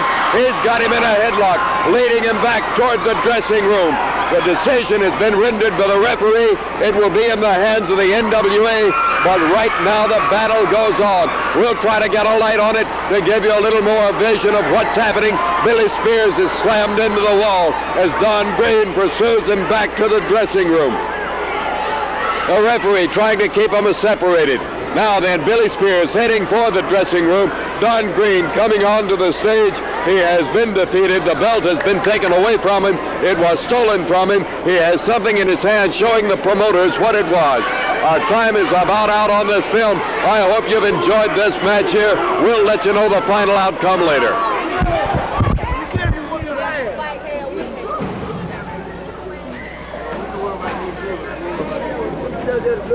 Ladies and gentlemen, I have Don Green here now at ringside after that match we just witnessed with Billy Spears. And Don, he took the title away from you. He took the belt away from you, but I don't think he won it. No, he didn't take it. He stole it. You know, this guy has used every kind of object he can in the past few weeks, and he comes out tonight. I don't know if it was ether or what it was, but if that's the kind of game the man wants to play, I tell you, I'd like to get a return match with him. I think I deserve one. If that's the kind of tactics he wants to use, I can use the same kind of tactics. Well, Don, it looked like he had a sleeper hold on you, but I noticed from the way you were having to clear your vision, and there was a peculiar odor here in the auditorium. I couldn't tell what it was. Do you know what he used? No, I don't know what it was. It was something on a handkerchief that it didn't knock me completely out. It just dazed me long enough that it cost me the match. But the man didn't beat me. He just stole the title from me, and I don't think that's the way a champion should have the title. And I think if he's any kind of champion at all, after stealing it like that, he'd give me a return match. Do you plan to contest this decision with the NWA? Well, you can contest it, but that don't do any good. The man got the belt. He's left the arena, so as far as the people is concerned, he's champion. The only way I can prove myself is get a return match with him. Well, he will have to give you a return match within 30 days, will he not? They have to give you one within 30 days, but I may not be around that long, so I'd rather have one as soon as I can get it, because I don't want to wait 30 days. Well, I'd suggest you take it up with the promoters, because I know they saw what took place here. I'll tell you that he earns the name the Mad Magician, because he's slippery in that ring. You can't tell what he's doing. You never know what the man's going to come out with. Every week is something different. Well, I tell you, he's got the belt. I want a return match, and I'll do anything to get it. I'll put up anything. I'll walk a mile or whatever it takes to get the match. But I want a return match, and as soon as possible. Okay, Don, I know you're anxious to get to the showers, and appreciate you stopping by. Don Green stopping by for a brief interview after that match with Billy Spears, in which Billy Spears used some foreign object or some chemical compound of some sort to stun him long enough for him to get the pin and take the title of U.S. Junior Heavyweight Champion. That's it for now. Well, I'm telling you, he kicks away once again at Don Duffy, and Duffy now on the apron of the ring. Roughhouse Fargo back out of the ring, and Fargo now, Jackie Fargo and Roughhouse with a little conference. And Jackie with a side headlock now. He has shot him to the ropes, leaps over Duffy. Duffy winds up with a punch. Jackie Fargo, and the fabulous Fargo strut rebounds off the ropes, followed right to the chin. And Mr. Don Duffy was decked and makes the tag as a crazy Luke Graham in the ring now. Our referee's hooked up. Luke Graham throws a big one. Fargo fires back. Graham back with a right-hand punch. And Fargo hits with a good one. Real good series of exchanges now by both men. Oh, boy, oh, I heard that one from here, ladies and gentlemen. These men now really going at it. Luke Graham hits Fargo. Fargo hits the down on Jackie with a claw to the neck area. A rabbit chop and an elbow now to the back of the neck. Fargo in trouble on his knees. Fargo now in trouble as Roughhouse enters the ring. And Roughhouse Fargo slams the referee to the mat, pounds away at Crazy Luke Graham. Now at Don Duffy. Once again the referee knocked down. This match now I can see it getting out of hand. Jackie Fargo with a chair into the ring. Roughhouse Fargo blasts away with a chair. Hits Don Duffy, hits his own partner.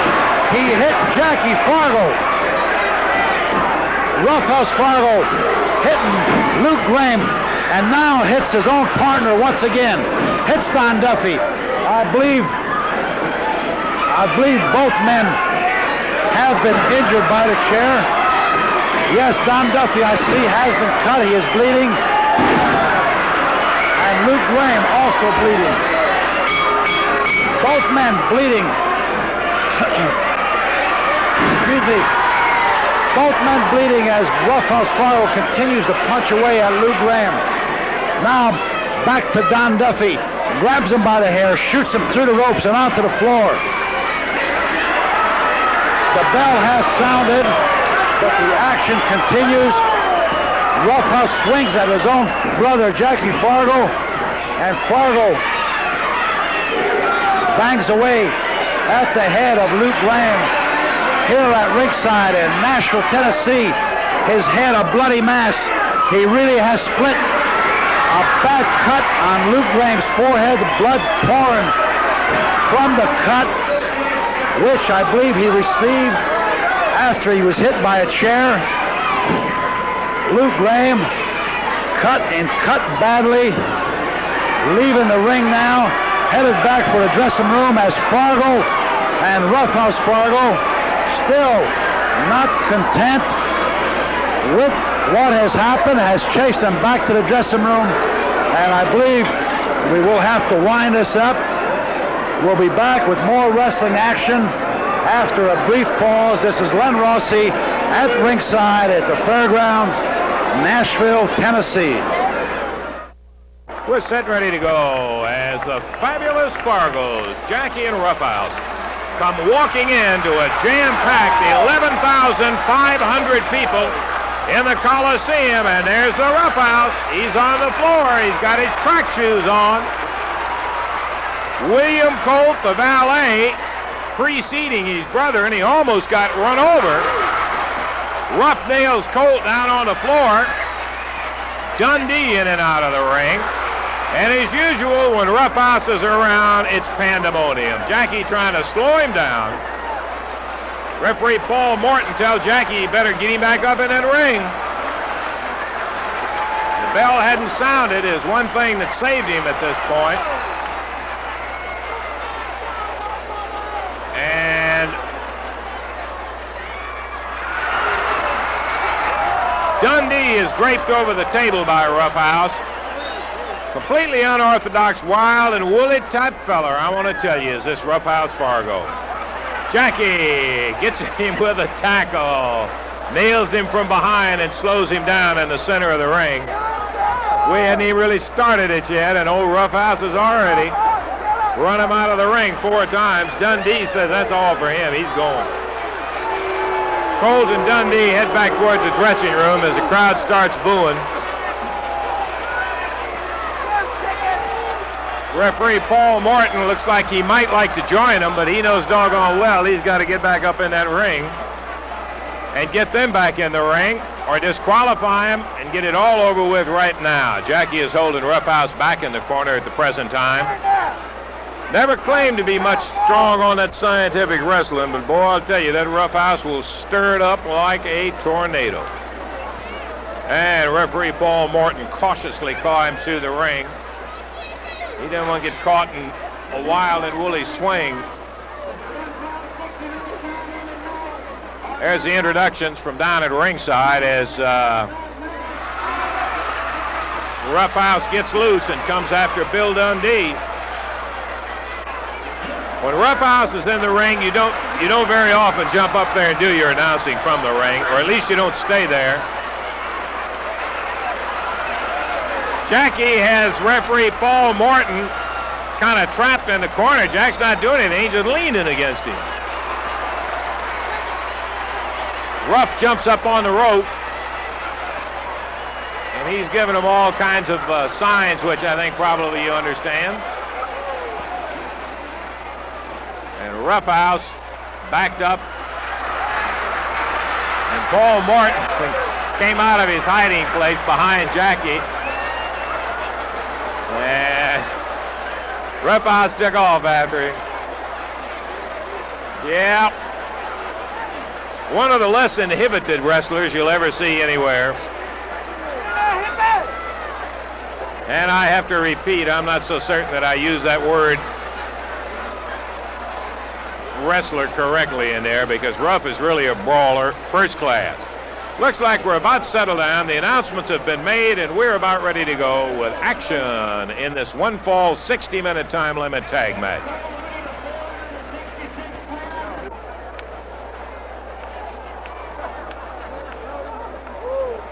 A full Nelson as Dundee jumped into him. Fargo jumped out of the way.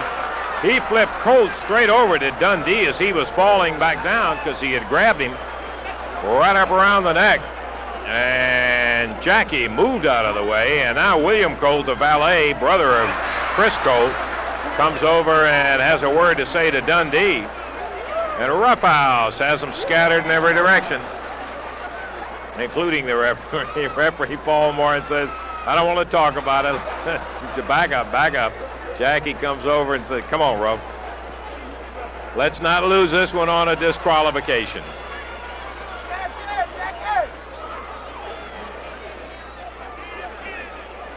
Bill Dundee being challenged by Roughhouse to hit him with a chair. He did with no effect.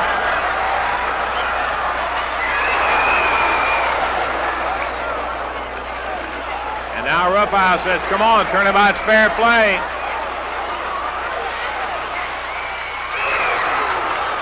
And he turned it about all right. Now he thinks that's a pretty good idea, so he's going to bring a chair into the ring with him.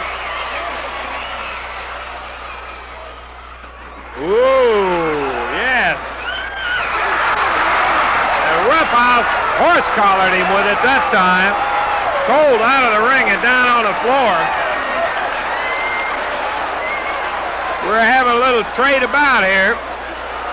Roughhouse giving each one of them a shot at him with a chair. Then he turned around and returns it in kind. Dundee, a backdrop as Fargo takes him over.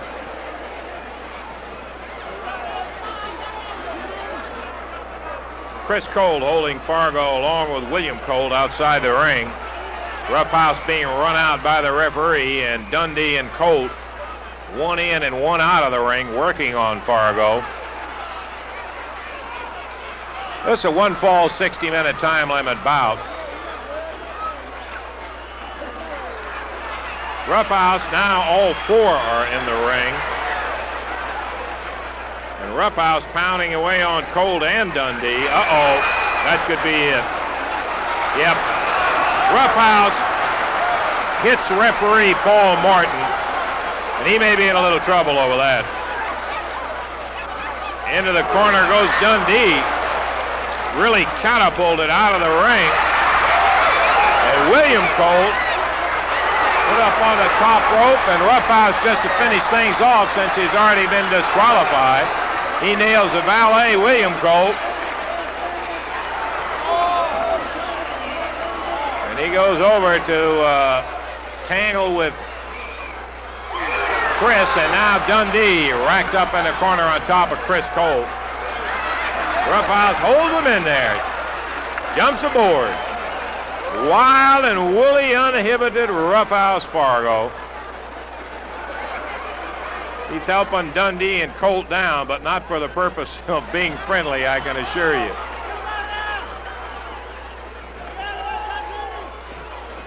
Woo. Roughhouse back down on the floor. He kind of likes that striped coat that William has on, with the coat that William Colt has on. They've already been disqualified. I guess Roughhouse figures, well, you know.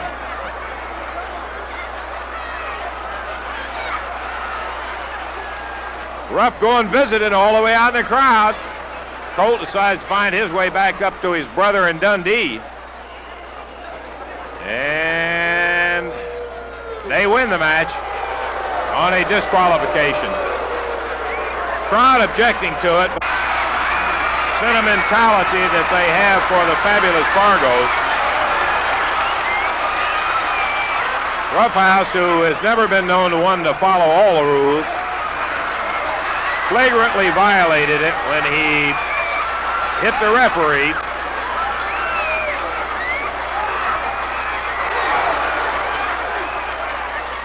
And now we got kind of a chasing match outside the ring.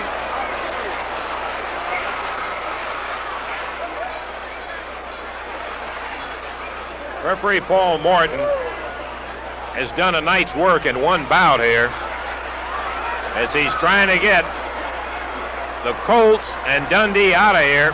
They go out the victors by disqualification. Jackie and Roughhouse. Uh-oh, Roughhouse may be sneaking around behind the bleachers. That's sure what he's going to do. He took off going like a shot, and he's waiting for him.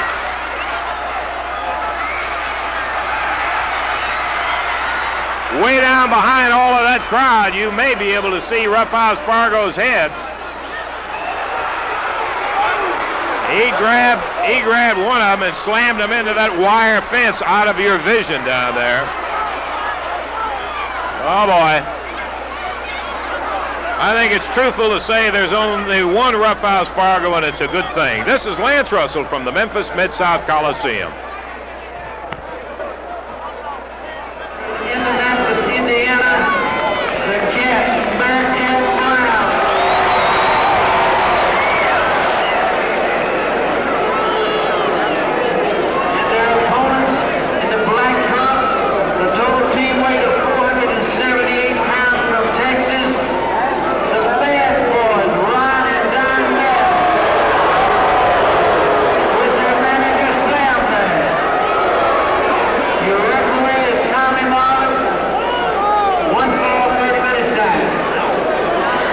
Ready to go with a big one-fall 30-minute time limit bout. Ron and Don Bass, the Bass boys, with their manager Sam Bass, being checked over now by referee Tommy Marlin. Their opponents, a couple of big ones. The big cat himself, Bearcat Brown from Indianapolis, Indiana, and Phil Hickerson, 265 pounds of mean machine from Jackson, Tennessee. And we're about ready. Cat held up on the rope, pounded in the midsection. Starts across the ring and still can't make the tag. There it is. He tags Hickerson, but Ron Bass was occupying the referee's attention, and the referee did not see the tag. He is going to run Hickerson back out again. A tough position for a referee. And Bearcat puts both of the Bass boys out, but from behind, Sam Bass goes after him. And Sam slips a pile driver in on Bearcat while Hickerson and Marlin are arguing. The referee did not see the tag. Hickerson had entered the ring quite a few times illegally, and in this occasion, the referee ran him right back out again. Don Bass back in the ring.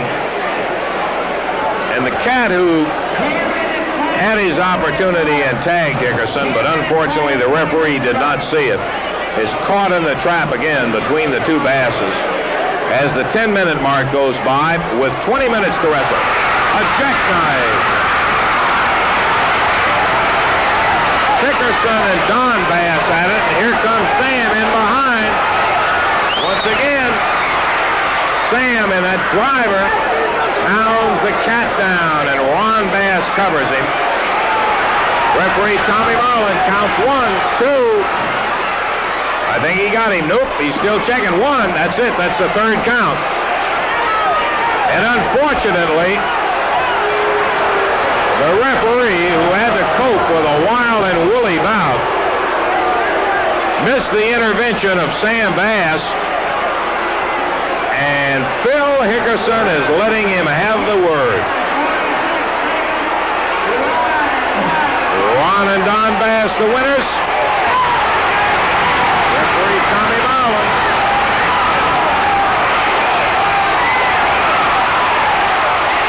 Accusing Sam Bass.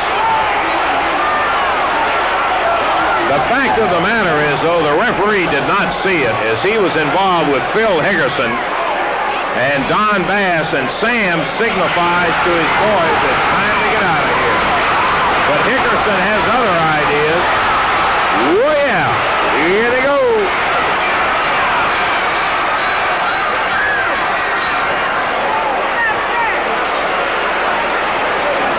Phil Hickerson being waylaid by all of the Basses at the moment as the referee gets one of them back.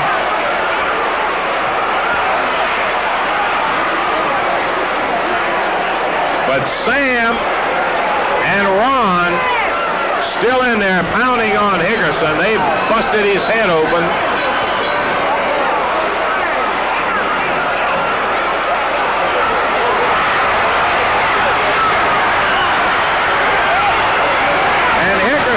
Who is 1 against 3 at the moment.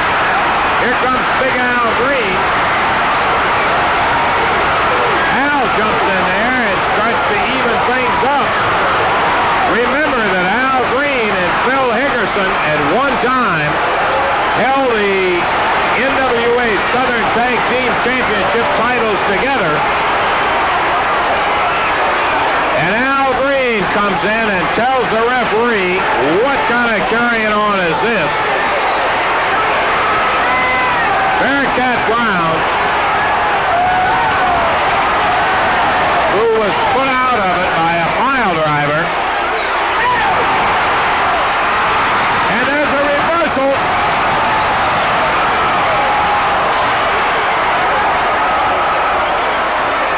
And the crowd goes wild as referee Tommy Marlin reverses the decision and awards the bout on a disqualification to Bearcat Brown and Phil Hickerson. Hickerson, who is in bad shape, was really saved that time by Big Al Green. And as we said a moment ago, remembering that Big Al and Hickerson were at one time the tag team champions. The final decision, Bearcat Brown and Phil Hickerson, winners by disqualification over Ron and Don Bass. This is Lance Russell from the Memphis Mid-South Coliseum.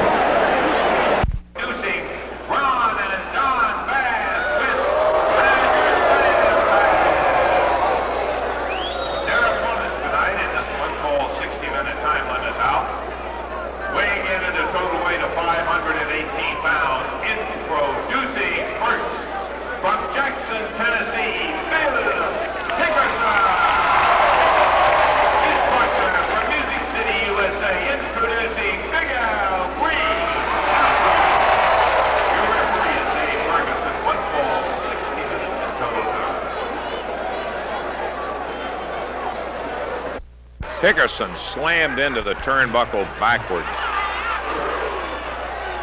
as Don Bass continues to pound on him and kick at him as Ron joins him. And here comes the referee to get one of the Bass boys out. Al decides to help him out with that thrower. He pulls Don off and pounds on him while Sam joins Ron in the corner. Al is back outside the ring now. And Phil Hickerson retaliates with a booming right forearm.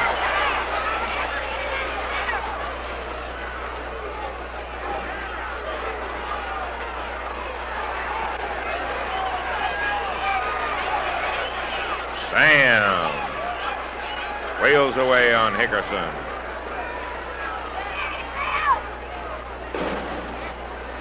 Hickerson is down hard. The Bass boys, all three of them, have really been working on Hickerson. Here comes Phil. Big, strong scoundrel comes up off that floor swinging. He is really swinging. Tag on Al Green, and Sam Bass disgusted at ringside for letting Hickerson get away.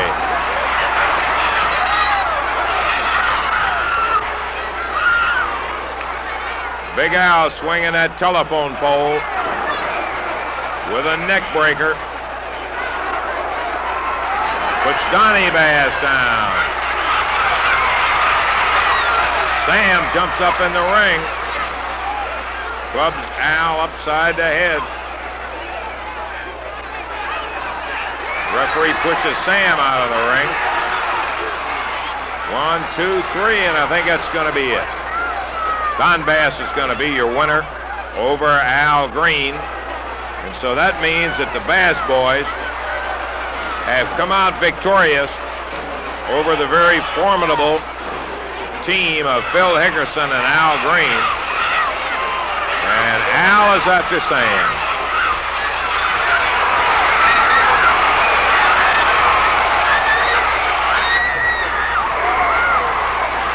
Al nails him with one big right hand, and that's all it takes. Phil trying to get a shot at him now.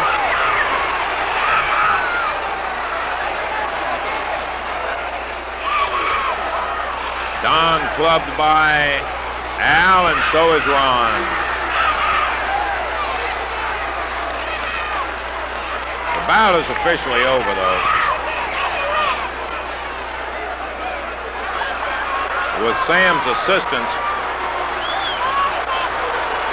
Don got a 3 count on Big Al Green, and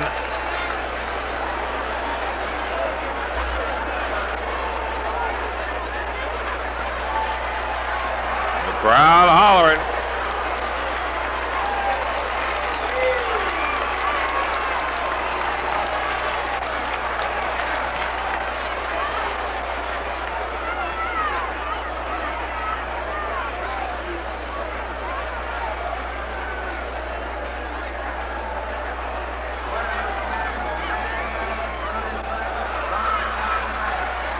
Nine minutes and 30 seconds. The Bass boys, I'm not exactly sure what it is that Al and Phil Hickerson are exchanging with each other about the open hand. Oh, I see. The joy of having Sam carried out of there. And Al was demonstrating that all he did was tap him with that open hand when he put him down. They don't really seem to be too concerned that they lost the bout with the interference caused by Sam. They were just tickled to put one Sam Bass down and out. And so there you have it. The final decision is the Bass boys win in 9:30. This is Lance Russell from the Memphis Mid-South Coliseum. There are opponents in this handicap match. It is a legal 3-on-2 match. Weighing in at 5 pounds. As they throw away introducing first from Memphis, Tennessee,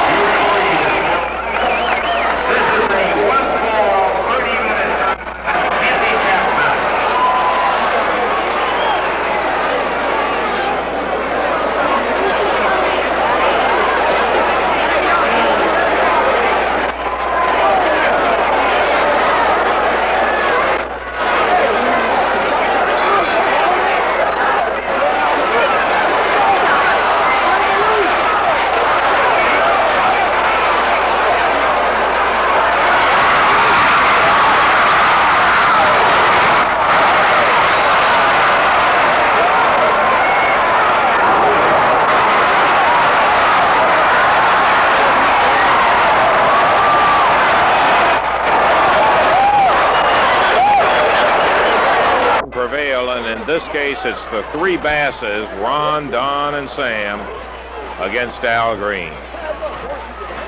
Phil Hickerson in the ring with Phil Hickerson, fortunately. Phil Hickerson in the ring, and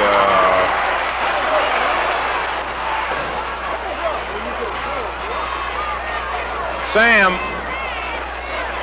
working on Phil Hickerson. In all fairness, you got to say that Ron and Don Bass softened Phil up to the point where Sam was not afraid to get in with him. Now Al is holding off the two Bass boys, Ron and Don, while Hickerson let Sam get away from him. Had him trapped and let him get away. And here comes Big Phil. Heading back to the dressing room, and there they go with Al and Phil in hot pursuit. Hickerson takes a shot. Al gets one as they go out the door.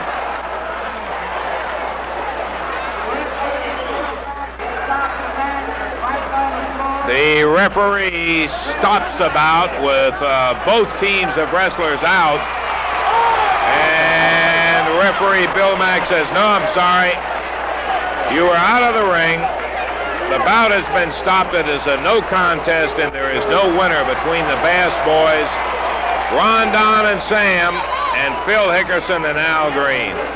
They did have the pleasure of making the Bass boys hightail it out of here, and that they did. And so the contest is no contest, as Hickerson and Green had the satisfaction of running them, but they were not the winners. A no contest. This is Lance Russell from the Memphis Mid-South Coliseum. We're picking up the middle of the action right now between Rufus R. Jones, Kansas City, Missouri, formerly of Dillon, South Carolina, who right now has a side headlock on Ron Fuller, 255 out of Florida. Ron holding on to a toe hold, but Rufus R. about to get himself loose, it appears, right now. We're about 5 minutes and 35 seconds or so into this bout. Both of them big fellas. Ron Fuller, 6'9", 255 out of Florida. Rufus R. tipping in at better than 265 out of Kansas City, Missouri. Giving away some height to Ron, but he has the weight advantage over Fuller. It's been a relatively even match. A lot of test of strength going on in there. Into the ropes, Rufus R. steps over him with that rolling side arm lock. Takes him over and down. Ron Fuller right back up to the middle of the ring. From the famous wrestling Fuller family. Ron, former outstanding basketball player, back down on the mat, immediately kicks into a side headlock.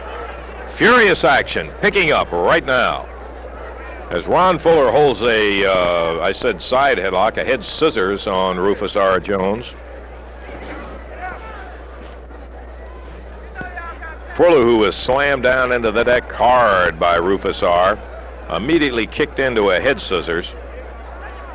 And now it'll be the task of Rufus to work his way out of this one.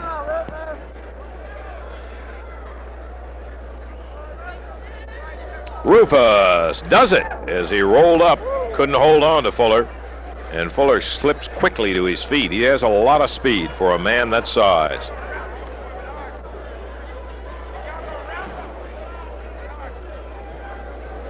Rufus R. once again rolls Fuller over and down. Fuller slips him this time. Goes for a leg drop, gets it, is kicked out. Rufus once again with that rolling arm lock. Again, pops him back down on the deck. Goes into a wrist lock on the mat. Ron Fuller to the feet. Slips out of the wrist lock and fists in there, and the referee saying, come on, hand out of the hair and open the fist. Ooh, and there goes Rufus R. Jones down.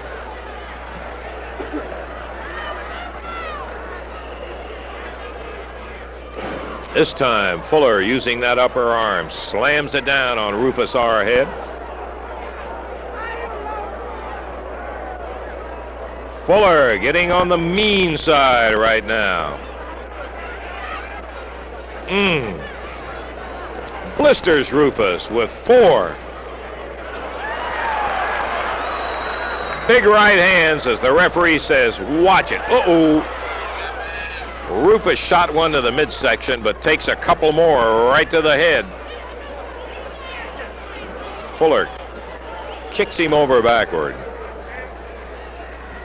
This is Ron Fuller. Puts Rufus R.'s head down into that turnbuckle. Rufus R. comes out saying, hey now, my kind of match. He's picking up the tempo. Unleashes Fuller to the midsection. Puts a set of 5 right on his chops. Continues to hit him upside the head. And there with a big butt goes Ron Fuller right down on the floor from Rufus R. Count of 1, 2, but he can't make it. He was close. Referee Dave Ferguson had his hand all the way extended, ready to come down with a count of 3 when Fuller kicked his way out.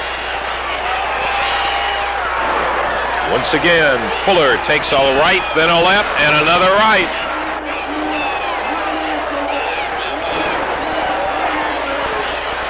At the 10-minute mark, 10 minutes passed with 20 minutes to go.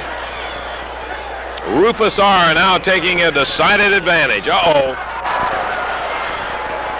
Fuller throttled Rufus R. down, and as he did, Rufus hit referee Dave Ferguson and a pile driver out on the floor as Ron Fuller grabs the referee by the hair, trying to get him back to his feet. He's saying, start counting. He's out on the floor, but the referee has no idea how he got there. 1, 2, 3. The referee having a difficult time standing through the count. Down about on his knees. He's got to be at about 7, maybe 8, 9, 10, and that's it. Rufus R., who suffered a pile driver from Fuller out on the floor while the referee was down. Referee Dave Ferguson raises the hand of Ron Fuller.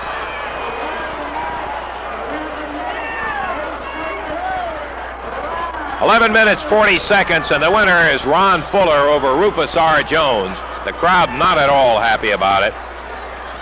Ron Fuller doesn't seem too disturbed about that as the big guy treks his way back to the dressing room, registering a victory over Rufus R., and not exactly the clearest fashion in the world. That's big Tex McKenzie who came down to the ringside to help Rufus R., but the final decision does in fact go to Ron Fuller on better than 11 minutes, a win over Rufus R. Jones. This is Lance Russell from the Coliseum.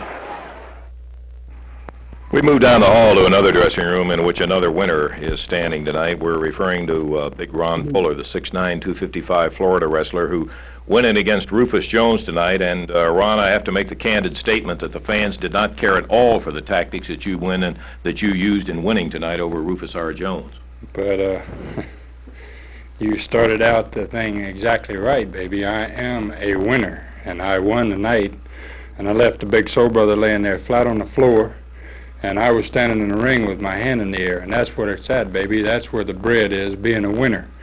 Now, I came here to Memphis for one reason, and thus far, the promoter, whoever he is, has not seen fit to give me the opportunity to wrestle a guy I want to wrestle. Well, Mr. Bates, the promoter, I am sure, is treating you just as he does all other wrestlers, and that is you must qualify. You went against Rufus R. tonight and got the win on it. You've got a big one coming up on Sunday with Tex McKenzie, who's just as tall as you are and weighs about 290, and he is next in line for you to prove yourself. Let me tell you something. You know, you've seen Muhammad Ali. Everybody's seen Ali, right? Well, he has his little sayings, his little poems before each match, and I just might create one for this week. Because it ain't no jive, I'm going to beat McKenzie in less than 5. And anybody else they put in there, and I don't care what the promoter has to do to prove myself, if it takes beating the world champion to get a hold of you, Lawler, I'm going to get you, baby. And when I do, Lawler, the roof is going to come off this Coliseum, or any Coliseum, or the back parking lot, or a car, or in a restaurant, and anywhere I find you, I can put my hands on you, Jerry Lawler. It's going to be me and you, baby, and you can't hide behind Rufus Jones, and you can't hide behind Tex McKenzie, and you can't hide forever, because sooner or later, baby, the time's going to be right. I'm going to step on your head, Lawler.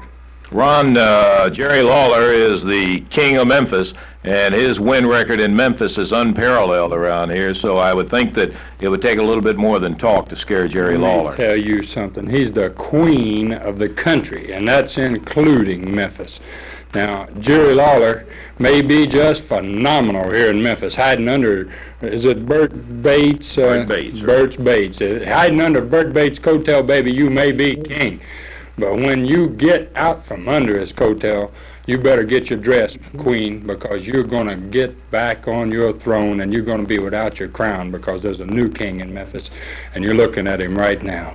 You're listening to Ron Fuller and his comments about Jerry Lawler and his upcoming match in which he predicts that he will take Tex McKenzie in less than 5 minutes. This is Lance Russell from the Mid-South Coliseum. All right, in the middle of an outstanding single match, this one between Ron Fuller and Dick the Bruiser. Dick the Bruiser slams Fuller right into Sam Bass. The Bruiser starts for Bass as referee Dave Ferguson trying to get Sam out of the ring. And here he goes out of the ring. Thank you, Dick Bruiser. Dick the Bruiser, the roughest, toughest scoundrel to put on a pair of tights in that wrestling ring. Notorious by reputation. Being pounded from behind by Ron Fuller, the 6'9", 255, rugged young wrestler from Florida.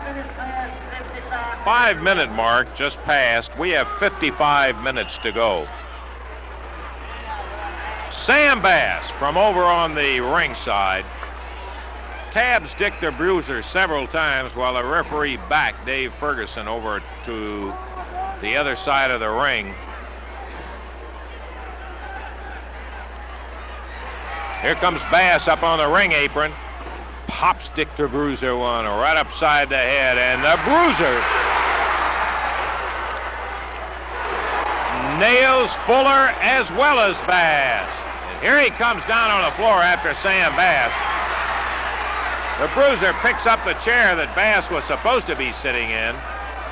Starts up in the ring now, and this is where Dick gets in trouble with referees. They take a dim view of bringing a chair into the ring, and the Bruiser, and Ron Fuller catches the Bruiser from behind. Fuller nails the Bruiser with the chair while referee Dave Ferguson is almost out of the ring. Fuller with a chair in his hand. He's still on the defense against the Bruiser, and here comes the Bruiser. Right across the back.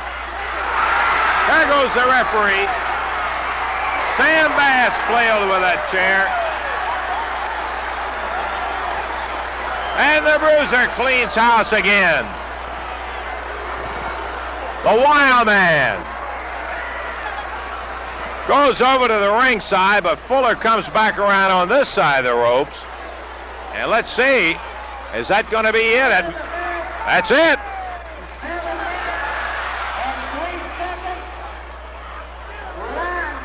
In just over 7 minutes, the winner by disqualification is Ron Fuller. Referee Dave Ferguson disqualified him when he hit the referee with that chair. And the Bruiser, who goes down that disqualification road more than anybody I know of, starts down through the crowd, heading back to the dressing room after Ron Fuller. And Fuller takes off at a full gallop as those long legs can carry him. And the Bruiser, overcoming obstacles, heads back toward that dressing room. Boy, he's a wild. So the winner by disqualification in better than 7 minutes is Ron Fuller over Dick the Bruiser. This is Lance Russell from the Memphis Mid-South Coliseum. Bearcat Wright jumps into the ring and holding the Stomper back.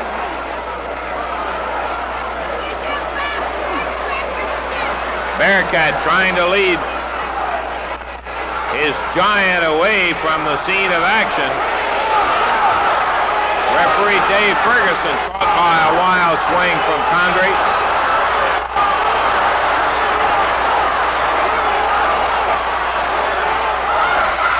And the Stomper heads back into the ring, but Bearcat grabs him before he does get in. trying to calm him down. He does not like the screams of the crowd. The Stomper does not. And Dennis Condrey is out of it on his feet as he is taking some wild swings, catching the referee on one occasion accidentally. Bearcat Wright heads out with a big fella, and the end result is, in less than 2 minutes, the Mongolian Stomper has defeated Dennis Condrey. There's 2 of them in there. Jerry Bryant defeated earlier by the Stomper, and Dennis Condrey defeated by the Stomper. This is Lance Russell from the Mid-South Coliseum. We're seated in the locker room underneath the Memphis Mid-South Coliseum, where for the very first time in person, we've had an opportunity to see the fantastic Mongolian Stomper in action. And with him, Bearcat Wright. Next week, Bearcat Wright, your Mongolian Stomper, is booked against one of the great black athletes to work throughout the entire South. We're talking about the big cat from Indianapolis, Indiana, Bearcat Brown. He'll be right here to go against a Mongolian Stomper and will be somewhere near the size of your great athlete. I thought this was going to be an impartial interview. I thought I was going to enjoy sitting here conferring with you about the beautiful things to come that are in store for my Mongolian Stomper. What do? Bring up the name that is detestable to me, Bearcat Brown. Well, let me say something. Bearcat Wright was a great professional boxer. He fought 5 world champions. And I am a direct offspring from that great tree. It is detestable for me for anyone to take that name and use it as Bearcat Brown has used it. I will admit that it is a form of flattery for the man to take my name. But the man is not capable of wearing the shoes of a Bearcat, and I am dissatisfied about it. I have portrayed to the Stomper exactly what has transpired with Bearcat Brown, that he's been making a living, taking food off the table, using the name of Bearcat Wright. And he knows exactly what his work is for the next week here. And let me tell you one more thing, ladies and gentlemen. I am dissatisfied with the whole state. Here I bring to you the greatest athlete that the world has ever known. And what do? You show your gratitude by putting us in a preliminary position on a match in one of the great wrestling capitals in the United States. And you expect us to take it with a smile? Well, we showed you exactly how we can smile. I asked you for 2 of your greatest warriors. You brought 2, we dumped them like yesterday's garbage. Mr. Bearcat Brown, I am going to take great pleasure in watching your defeat come. You have it coming, and I thank the gods in heaven that I am the one that will be able to stand there and grimace at you as the Stomper stomps your head into oblivion. Bearcat Wright, the mastermind of the Mongolian Stomper, putting out the warning to Bearcat Brown, and they're meeting next week right here at the Memphis Mid-South Coliseum. This is Lance Russell. That Stomper is mighty big and mighty mean. That will probably be the Bob Armstrong plan of attack here at Louisville Gardens. Armstrong continues to work away on that wrist and arm of the Stomper.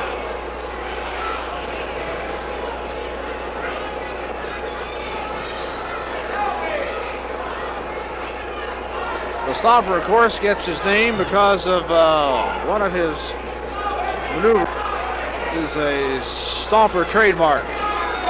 That is to get his opponent lying flat on his back while the opponent is laying down, while the Stomper then grabs his legs, spreads his legs apart, and just stomps right on his opponent's stomach. His Armstrong, of course. Wow. My gosh.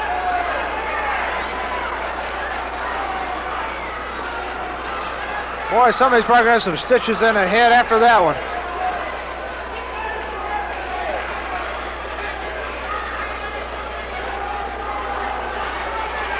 The referee may make it a...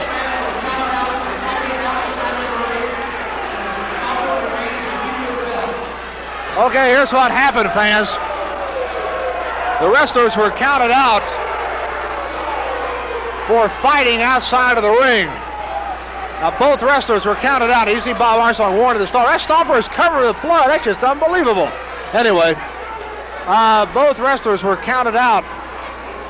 Now, the belt cannot change hands in a disqualification.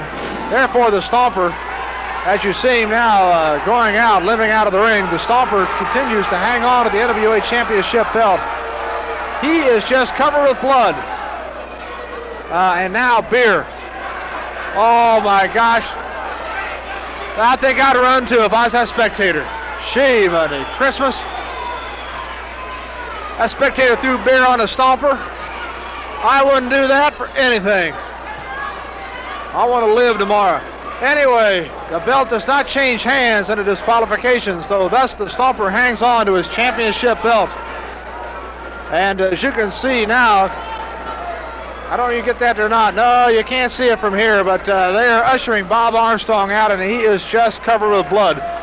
So the Stomper hangs on to his championship belt, and that's how the action goes from Louisville Gardens in Louisville. Forever a crowd pleaser, the fabulous one goes into that Fargo strut. Lawler cautiously out of the corner.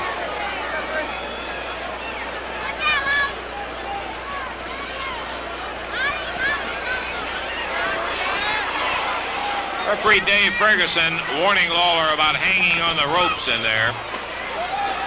Fargo can't get him out of the corner. And finally the referee does. We're past the 5-minute mark with 55 minutes to go. Lawler misses the big elbow, shoots a left that misses.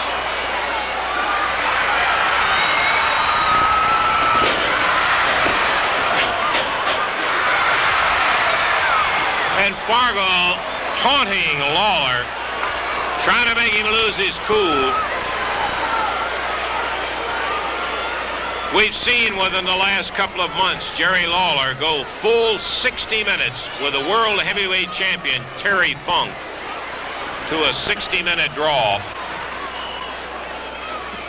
He has enormous staying power. Jackie Fargo trying to use all the savvy and ring knowledge that he has. The whip, and Fargo with a vulnerable knee goes into the turnbuckle, and Lawler drops straight down on him. Referee Dave Ferguson gets a 2 count on him, and Lawler breaks it. Ooh. Lawler hit him with a right, jabs him with a left. Fargo missed that one, ducked back, causing Lawler to miss it rather.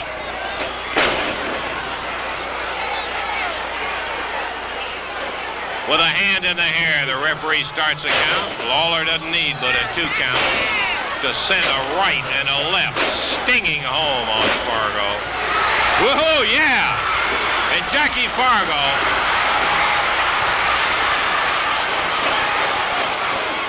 Lawler and Fargo swinging at each other wildly. And there goes referee Dave Ferguson. Jackie trying to stop himself. But as he hit those ropes and was catapulted across, there goes Lawler into the ropes. Shoulder butt, and Fargo is down. There's a cover. Referee Dave Ferguson, 1, 2. Fargo kicks him off. Right at the count of 3. And the hand of Jackie Fargo is raised. Hold it. Dave Ferguson, the referee, who was jolted by Fargo, raises the hand of Jackie Fargo. And Jerry Lawler stunned. Well, there's one that we're going to have to go back and look at the films, because as I saw it, it was a Lawler pin. And he didn't quite get it because Fargo kicked him out at the count of 3. But the referee, who was addled, raised the hand of Fargo and hands him the Southern heavyweight belt. And Jerry Lawler is incensed. And so, at the result of a tag, a count rather, on Fargo, but with the referee dazed, he raised the hand of Fargo and gives Fargo the belt. From the Memphis Mid-South Coliseum, this is Lance Russell. Tommy Rich and Tojo Yamamoto, the U.S. Tag Team Champions, are being challenged by Dennis Condrey and Big Phil Hickerson. Tommy Rich just received a double body slam from Hickerson and Condrey. He's in trouble on the ropes as Condrey tags in and goes after him. Tojo Yamamoto on the far side of the ring, warding in. Tommy Rich would like nothing better than to make the tag because he needs a break. He needs to get out. But watch out, Hickerson coming in, going after Rich. Rich lashes out at the midsection. We've had a vicious match going here. This has been a feud that's been building for a long time. Condrey and Hickerson against Yamamoto and Rich. Hickerson in there, pulling here, but Tommy Rich battling back almost by instinct. He seems groggy, rubber-legged, falls into the rope. But he's coming back now. Look at him. Look at him. Lay him in there. Oh, here comes another one. There it goes. Tojo Yamamoto coming in, taking on Hickerson. As Tommy Rich goes after Condrey, puts him on the ropes, straddles him, just as a spread eagle on top of him. He's got him down for one. Hickerson kicked him in the head to break it up. Tojo Yamamoto still in there, the referee, trying to get Tojo out, trying to get Hickerson out. But Hickerson has his boot off. He took his boot off. He's hammered Tommy Rich in the back of the head with that boot. Tommy Rich down on the mat. He's not moving. Tojo going after Hickerson. Dennis Condrey in the ring with Tommy Rich.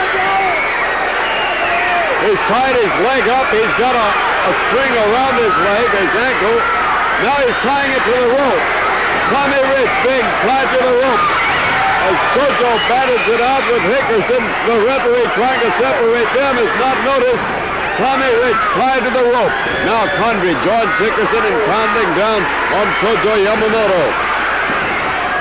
Tommy Rich trying to free himself, but tied in such a way that he can't get at the knot. Condrey kicking at Tommy Rich. Tojo Yamamoto taking a beating from Hickerson and Condrey. Tommy trying to free himself desperately. At last, no, I thought he was free, but he is not. The spectator trying to come to his aid, of course that cannot be. The police having to keep the spectators away as Tommy Rich tries to free himself. Now the referee assisting. Tojo Yamamoto's head is bleeding. A cut has been opened up on his head from this pounding he's receiving from Hickerson and Condrey. Still, Tommy Rich tied up. The referee tried to free him, turned his attention to Tojo for just a moment. Now goes back to the cord, holding Tommy Rich securely to that rope. Dennis Condrey moving in on Tommy Rich, kicking and stomping at him. The referee has not stopped the match. I would have suspected by now that he would have been forced to. Tojo Yamamoto bleeding, blood streaming down both sides of his face and to his eyes. Tommy Rich struggling valiantly with that rope. Dennis Condrey kicks him down. Now the referee signals for the bell to sound. Undoubtedly it will be a disqualification. Dennis Condrey taking his boot off, hitting Tojo in the head with it. Tommy Rich has been kept out of this action for some time now by that cord around the ankle. Again, the referee trying to free him. Tommy cut down by Condrey. The bell sounds, but the battle goes on in the ring. Condrey and Hickerson pounding away at Tojo Yamamoto. Tommy Rich fighting desperately to free himself. He has been tied up securely. Well, the bell has sounded. I'm sure it'll be a disqualification. I'm certain of it, but I've received no signal to that effect from the referee as yet. Again, Tommy Rich trying to free himself, and Condrey interferes. Tojo taking a pounding. Hickerson and Condrey having almost free rein. Now Condrey biting on the head of Tojo Yamamoto, trying to open the gash even greater. This is not a wrestling match, this is brutality. Tojo Yamamoto staggering, hanging onto the ropes, blinded by his own blood, lashing out with that judo chop. Tommy Rich still tied up. Tojo lashing out. Now he goes for the wooden shoe. Watch it, he's got that shoe, but Hickerson standing over him. Hounds down. Condrey joining Hickerson, but Hickerson goes down. Tojo hits Condrey with that shoe. Drives him to his knees. Hickerson coming back in on Tojo Yamamoto. Down Hickerson goes. Tojo using that wooden shoe like a club. Drives Condrey away. Tommy Rich driven through the ropes, hanging off the apron, still tied to the top rope. What a wild affair this is. The referee having to get outside the ring to help Tommy Rich, hanging there from the ropes. The bell sounds repeatedly, but the battle goes on. Condrey going after Tommy Rich again. Now Condrey and Hickerson at last leaving the ring. Tojo Yamamoto hanging on the ropes, bleeding. Tommy Rich hanging on the ropes, literally hung there by his ankle. Undoubtedly a disqualification. The title and the belts will stay with Tojo Yamamoto and Tommy Rich. At last, a policeman comes with a blade and Tommy Rich is cut free. What a wild affair here at the Birmingham Municipal Auditorium.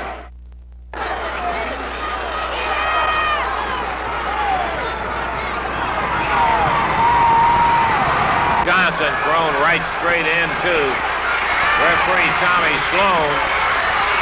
Lawler goes to get him, and here comes Tommy Rich to chase him off. But the scalper took his boot from behind. He knocks Tommy Rich flat down on the floor. He then slams his head into that helmet of Lawler's. The Mongolian Stomper back up to the edge of the ring, and the Stomper going after Rocky Johnson. Right at ring's edge as referee Tommy Sloan, who was knocked down when the Stomper threw Johnson into him, is now coming back to his feet and getting back into the action. Somewhat worse for that wear. Woo, and Johnson took the Stomper right up and over, and that's not easy to do with a guy that big. Tommy Rich laid out on the floor over here in the corner. Rocky Johnson going after the Stomper. Here comes Lawler. Johnson puts him down.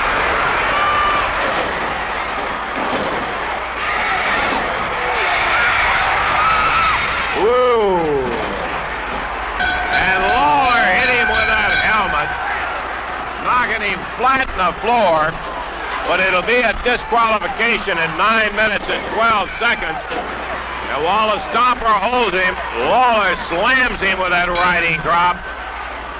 And now the Stomper, Rocky duck and nail Lawler.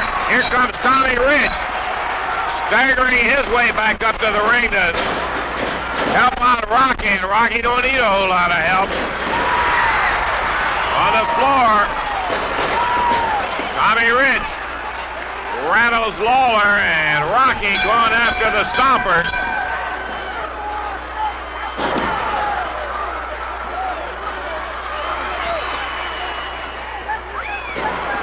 Lawler holding the Stomper, trying to get him out of there. The referee is going to disqualify the Stomper because of Lawler's interference in 9 minutes and 12 seconds. I believe that's what he did. Either that or he stopped it.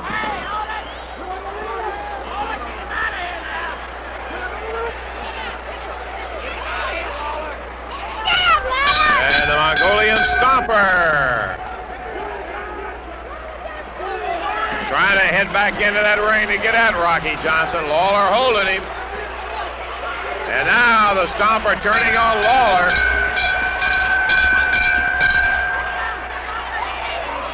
I still haven't gotten a clear answer from the referee as to whether it was a disqualification or whether it was a no contest. Stomper and Lawler going at it hot and heavy as Rocky Johnson watches from the ring. And so the time was 9 minutes and 12 seconds. We'll see if was it a disqualification? Stopped as a no contest disqualification? Referee stops it as a no contest in 9 minutes, 12 seconds in the Southern Heavyweight title, which will remain with Rocky Johnson. This is Lance Russell from the Memphis Mid-South Coliseum. Big flying press. Phil Dundee kicked off of there by Phil. As Dundee, who has been rattled around in pretty good fashion by the champions, Condrey and Hickerson, reversed it with a flying press off the turnbuckle. But he needs in a desperate way to get a tag on Tojo Yamamoto right now. Oh, the big elbow from Condrey. Condrey, sensing a victory, is hurled off right into referee Jerry Calhoun. Big broad arm by Phil Hickerson. There's a tag on Tojo. The referee still down. Tojo nails Condrey, nails Hickerson. Yamamoto with Condrey into it. Puts him down on a canvas. Tags Bill Dundee. Dundee over the top rope. Rolls him down. 2, 3, he beat him.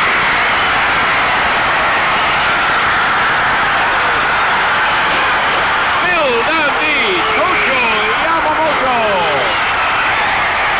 have won the NWA Southern Tag Championship belts. The $5,000 remains in Yamamoto and Dundee's possession, and once again, Billy Dundee and Tojo Yamamoto are co-holders of the title. They held it separately with other partners, but this is the first time that Dundee and Yamamoto have in themselves captured the NWA Southern Tag Championship. The Big Ben and Yamamoto and Dundee have upset Phil Hickerson and Dennis Condrey. The time, 24 minutes, 25 seconds, 24-25. Dundee and Yamamoto, the champions. This is Lance Russell from the Memphis Mid-South Coliseum.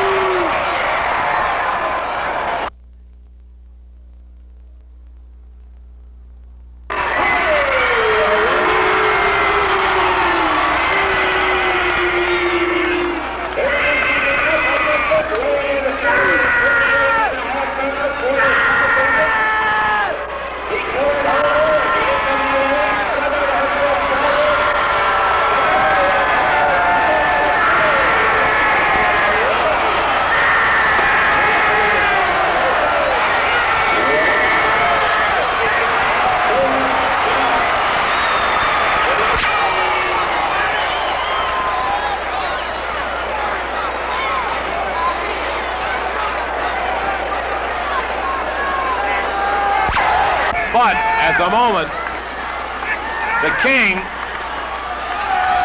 who is mocking Jackie Fargo, has things going pretty well his way. He has Rich bleeding profusely from around the right eye and the head. Ooh, he clipped him. Looked like he may have split his bottom lip.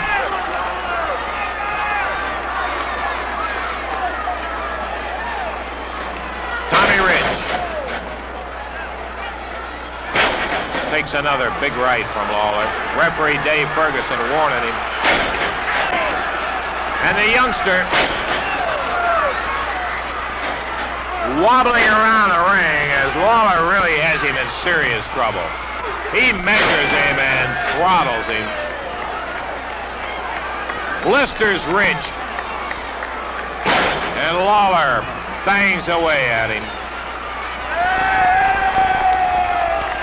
Shakes his fist at Jackie Fargo, reminding Fargo of the night that Lawler cracked the ribs of Fargo and put him in the hospital.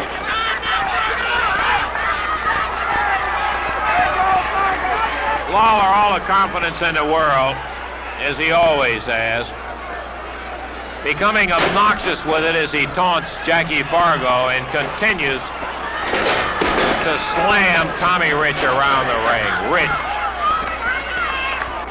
We passed the 9-minute mark, or make that the 12-minute mark. And Tommy Rich in serious trouble. He's bleeding very heavily, almost goes out between the ropes. Lawler gives him a hand, pushes him down. The referee starts a count on him. As Rich is outside the ropes, Rich down on the floor. Tommy, who is very long on courage, on the floor, breathing heavily. The referee starts a count only because of the conversation of Lawler. It may have helped Tommy Rich to another 5 or 6 seconds outside the ring. Rich may not make it back in. The referee walks over, but Lawler comes in behind him and clips Rich down on the ring, on the floor. Rich bounced very hard on the concrete.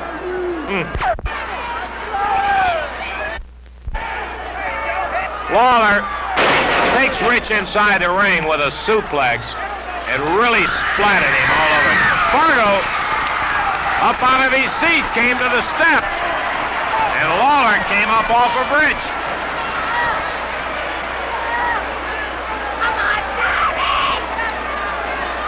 That may have saved Tommy Rich from a 3 count. Ooh. Down goes Rich again. Tommy picked up by Lawler, whipped into the rope. The big elbow, and Rich goes down. There's another. Lawler comes up off of Rich as Jackie Fargo came to the ring apron. Referee Dave Ferguson warning him. Lawler technically has not interfered with a match, although in the truest sense he's distracted Lawler in 2 occasions from pinning Tommy Rich. A big body slam, and Lawler goes for a cover. Not even a 1 count when Lawler comes up as Jackie Fargo leaves his seat.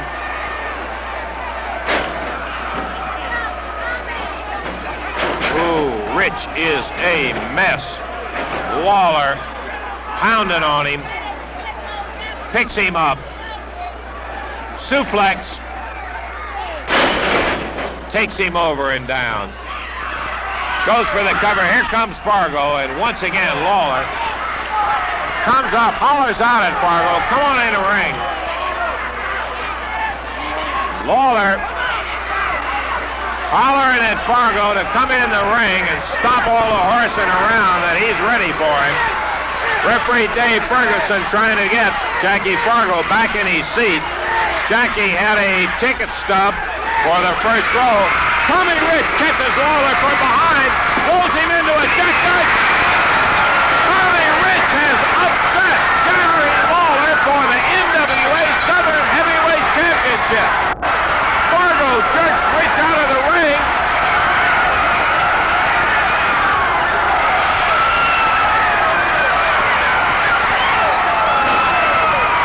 The 3 count, and Rich is the new Southern Heavyweight Champion.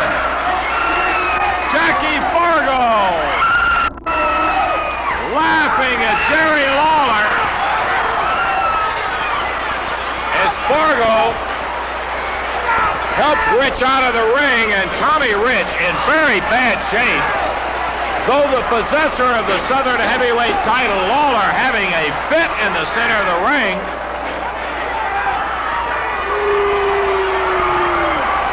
Trying to get Fargo back in the ring as Fargo holds the hand of Tommy Rich up.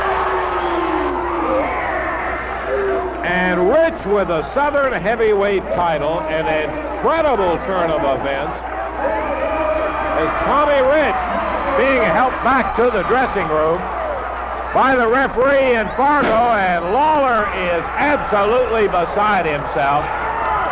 The King, who is known for his mental agility in the ring, has been outsmarted, and he loses the Southern heavyweight title.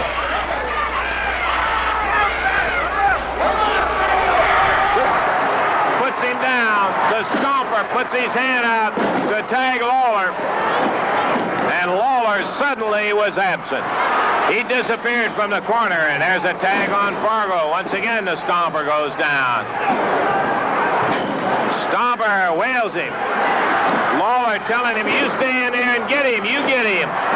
Once again, a tag on Johnson. The fast footwork, a hard right.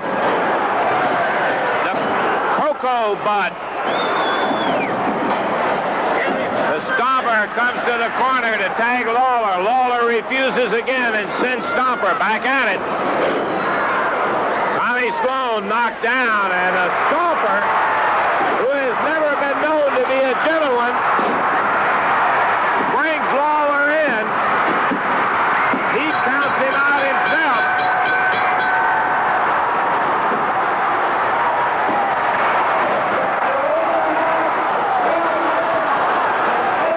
Referee Tommy Sloan saying, wait a minute, what happened? What happened? Johnson and Fargo heading to the outside, and the Stomper about ready to take Lawler's head off. Lawler refused his tag 3 times. And Lawler nails the Stomper from behind. Starts to work on him. Lawler pounds him. He's got a chain wrapped around his hand. And he's... Once again, Lawler goes down. Stomper coming after him. Buddy Diamond climbs on the rope in the corner, comes down on top of the Stomper. Goes over to help Lawler. I think probably it's got to be a disqualification, and referee Jerry Calhoun was going to raise his hand, but the Stomper threw him down. And now is working on Buddy Diamond in the corner. Lawler coming in after him behind. Nails the Stomper from behind. The referee bleeding where the Stomper got him. Buddy Diamond being pounded by the Stomper. Lawler knocked back out of the way. There goes referee Jerry Calhoun. Back out of it again, and Diamond and Lawler try to control the enraged Mongolian Stomper. Lawler pounding away at him.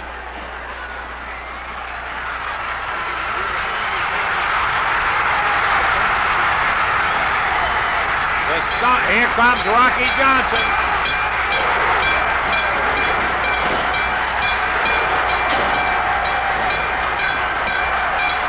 Rocky Johnson. He nails Buddy Diamond.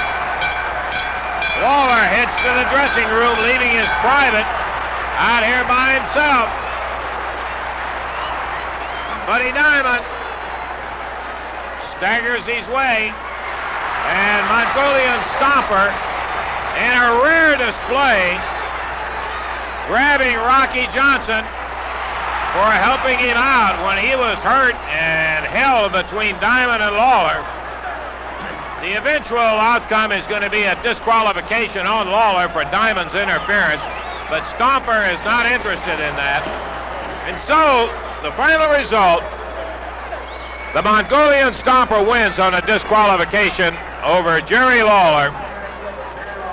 This is Lance Russell from the jam-packed Memphis Mid-South Coliseum.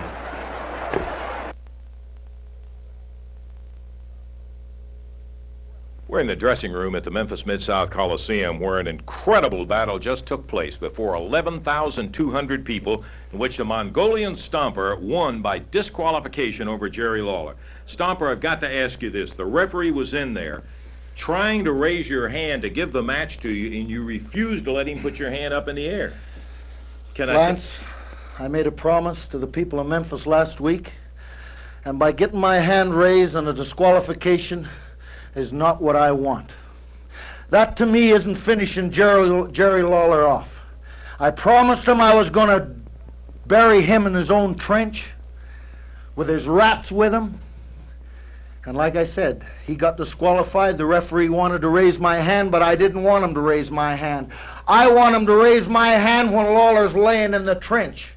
But you know, Lance, you can't beat two guys at one time, especially when you have yes, a dirty, low-down rat coming off the top rope on your back with a whip in his hand. You can't do that. You can't beat two of them rats with one behind you. So now, Lance, I'm going to do something now I've never done in my 13 years as a professional wrestler. I'm going to ask for help. And I got the man right over here, if he'll come over here, is Rocky Johnson, that saved my neck tonight. Rocky, I'm going to ask you next week to be in my corner to watch the rats, to keep the rats off my back so I can complete the job with Lawler. Right on. I'll tell you one thing. I'll be in your corner, and I'll guarantee you one thing. If that rat makes one move, I'll guarantee you I'll bury him myself. Put it there, brother. Right on. Rocky Johnson and the Mongolian Stomper. One last thing, Lance. I promised the people in Memphis that the blood would flow from Lawler's head and that I was going to finish the King of Memphis. With Rocky Johnson in my corner to watch the rats, I'm going to complete the job for the people. I'm going to make my last promise. The blood will flow again, and Lawler, yes, I will bury you in the trenches because Rocky is there to watch the rats, and I'll complete my job. There it is from the Mongolian Stomper. He had Lawler bleeding tonight. He won on a disqualification, refused to have his hand raised. He has promised back again more blood from Lawler, and he's going to finish the job this coming week with Jerry Lawler. This is Lance Russell from the Memphis Mid-South Coliseum. Jackie, what do you think about this tournament? Oh, I don't know, Clem. It's certainly going to be an interesting tournament. I know one thing, that it's going to settle a lot of disputes we've had. So I'm looking forward to the tournament, Clem. That's for doggone sure. Right, absolutely. And how do you feel about it, Randy? Well, I'm like Jackie. I tell you, it's going to be a tough one, but I believe it's going to be number one. I just hope so. And who do you think will win the tournament? Well, all my hopes are with the Fargos. They're very good wrestlers, they're good neighbors, and they're good friends. And you, sir? The Fargos, of course. Well, I know that they're a little prejudiced. They are real good friends of ours, but it's going to be interesting. We'll be there fighting all the way. It's going to be a rough tournament, I guarantee you. Sure, it's a cinch we're going to win this tournament. Hey, Jimmy the Greek gave it 9-2 odds, baby. What's odds, Denny? I'm checking the book here. We won 100% of our matches, so it should be 100-1 odds. If you didn't hear that, my darling over here said we won 100%. Hey, everybody knows that we're the kings, and we're what's happening in 76. So we're going to take the Fargos and the bounty hunters. We're going down there, and we're going to beat them both in one night. So, hey, that's it, baby. Because like I say, we're unbeatable. We are the kings. Our cameras and microphones are here with Jim Kent and Mr. Nick Goulas as Jim Kent signs the contract for the bounty hunters for this round-robin tournament. Jim, here's your chance, boy, at the Bad Nuts Championship Tournament. And I know you got a word or two to say. This is exactly what we've been waiting for. It's a pleasure to be signing this contract, and we'll be looking forward to getting them guys in the ring for this match. Well, I'll tell you one thing. I'm looking forward to this big Bad Nuts Championship Tournament. So we'll see all you fans at the arena.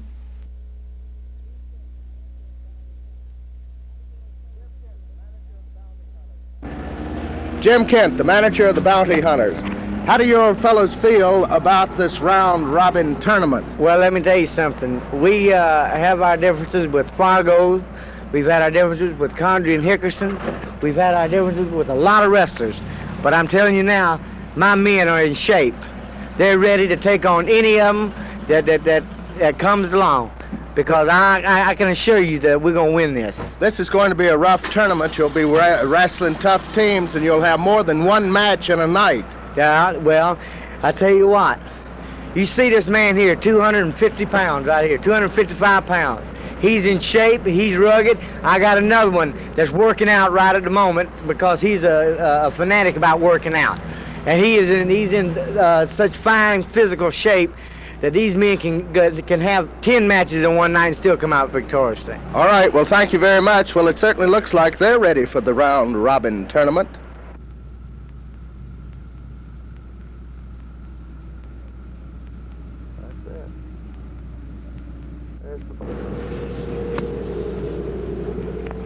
Ho! Get in there, baby. I know you guys have been working out hard for this tournament, but I see you have time for rest and relaxation, too. Yeah, well, you got to take a little time out. We're ready for it. It's a tough tournament. I realize that. I'm not selling anybody short. I'm not, the most exciting match that I've ever been in. I'm certainly looking forward to it. Well, it can be several matches because you'll be wrestling more than one match in that one night. Beating guys like the Bounty Hunters and Hickerson and Condrey, 2 straight falls is going to be tough. It's liable to be an all-night tournament. That's right. It sure could. How do you feel? Are you up to it? I'm definitely up to it. I tell you, Jackie's really been putting us through the mill and working out and everything, and we're definitely going to be in shape when we get there.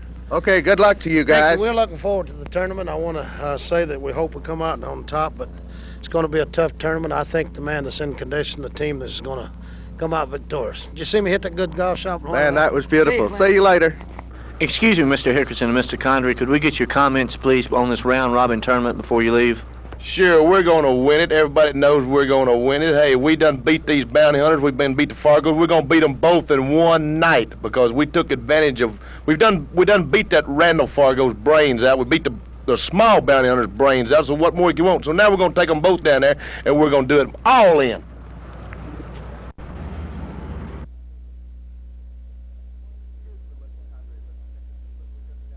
Excuse me, Mr. Condrey and Mr. Hickerson, but we just have one additional question we'd like to ask you. Listen, mister, we've told you, and we've told you over and over who's going to win that round robin. Phil Hickerson and Dennis Condrey are the bicentennial kings. We're the ones that are going to win. How many times have we got to sit here and tell you? You keep pestering, you keep bothering us. You want us all the same thing. I told you, we are the champions. We are the true champions. And me and my darling is going to walk out as winners in this match. So please, just leave us alone. Wrestling fans, please stay tuned for the exciting conclusion of this great wrestling program and comments from the wrestlers themselves.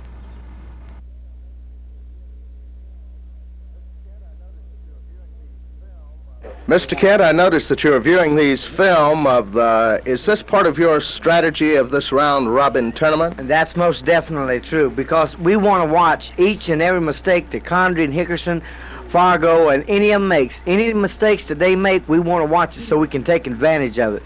We've been watching these films. We keep every opportunity we get, we watch them. And when we see them make their mistakes, then we know not to make. In other words, this helps you to find their weak spots so that you can win this tournament. That's right. Where their weakness lies is where our strength lies. And when we get through with them, you know, we're looking forward to winning this match.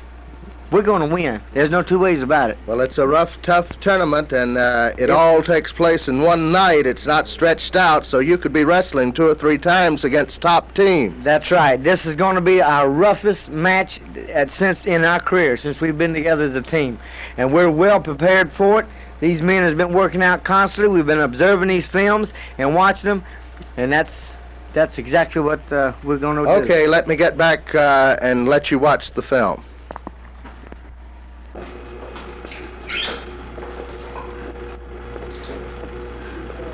How are you, fellas? I hate to bother you.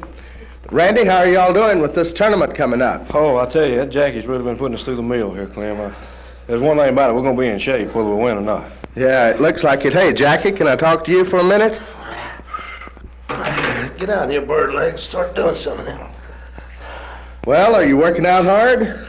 I do that all the time. One thing for sure, with this round robin, it's going to prove to be the best conditioned team because the way the promoters and the promotion of this thing is set up, you've got to win 2 consecutive matches. Well, that's going to be very hard to do. I mean, you got 6 top teams in there. Come on, push it, Randy. You got 6 top teams in there that anything can happen now. That's right. I don't mean to be rude, but we're all getting ready for this. Okay, well, thank you for talking with me. All right, raise it up, Randy. Push it harder. Pull it. Pull it. Attaboy.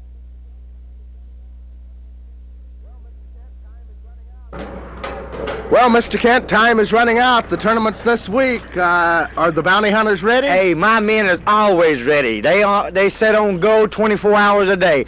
We're waiting for them guys. We done watched the films. We've kept our eyes on them, and now we got an important engagement to make right now. And we don't have time to stand around here and talk.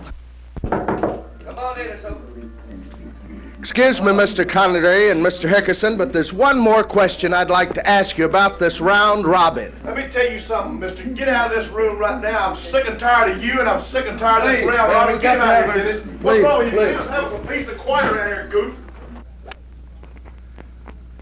Jackie, I hate to keep bothering you, but this is a very important tournament, and I know it means a lot to you guys. Well, and a lot to the folks.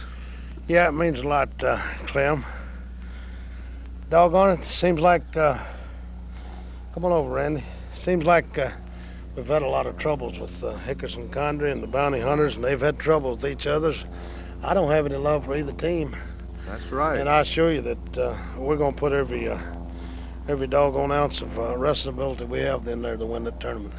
Got a fine young partner who's come a long way, so yes, he has. We feel like we've got an even chance on it. We're not going to boast and say that we're going to win it, but we're going to be in there trying as hard as anybody.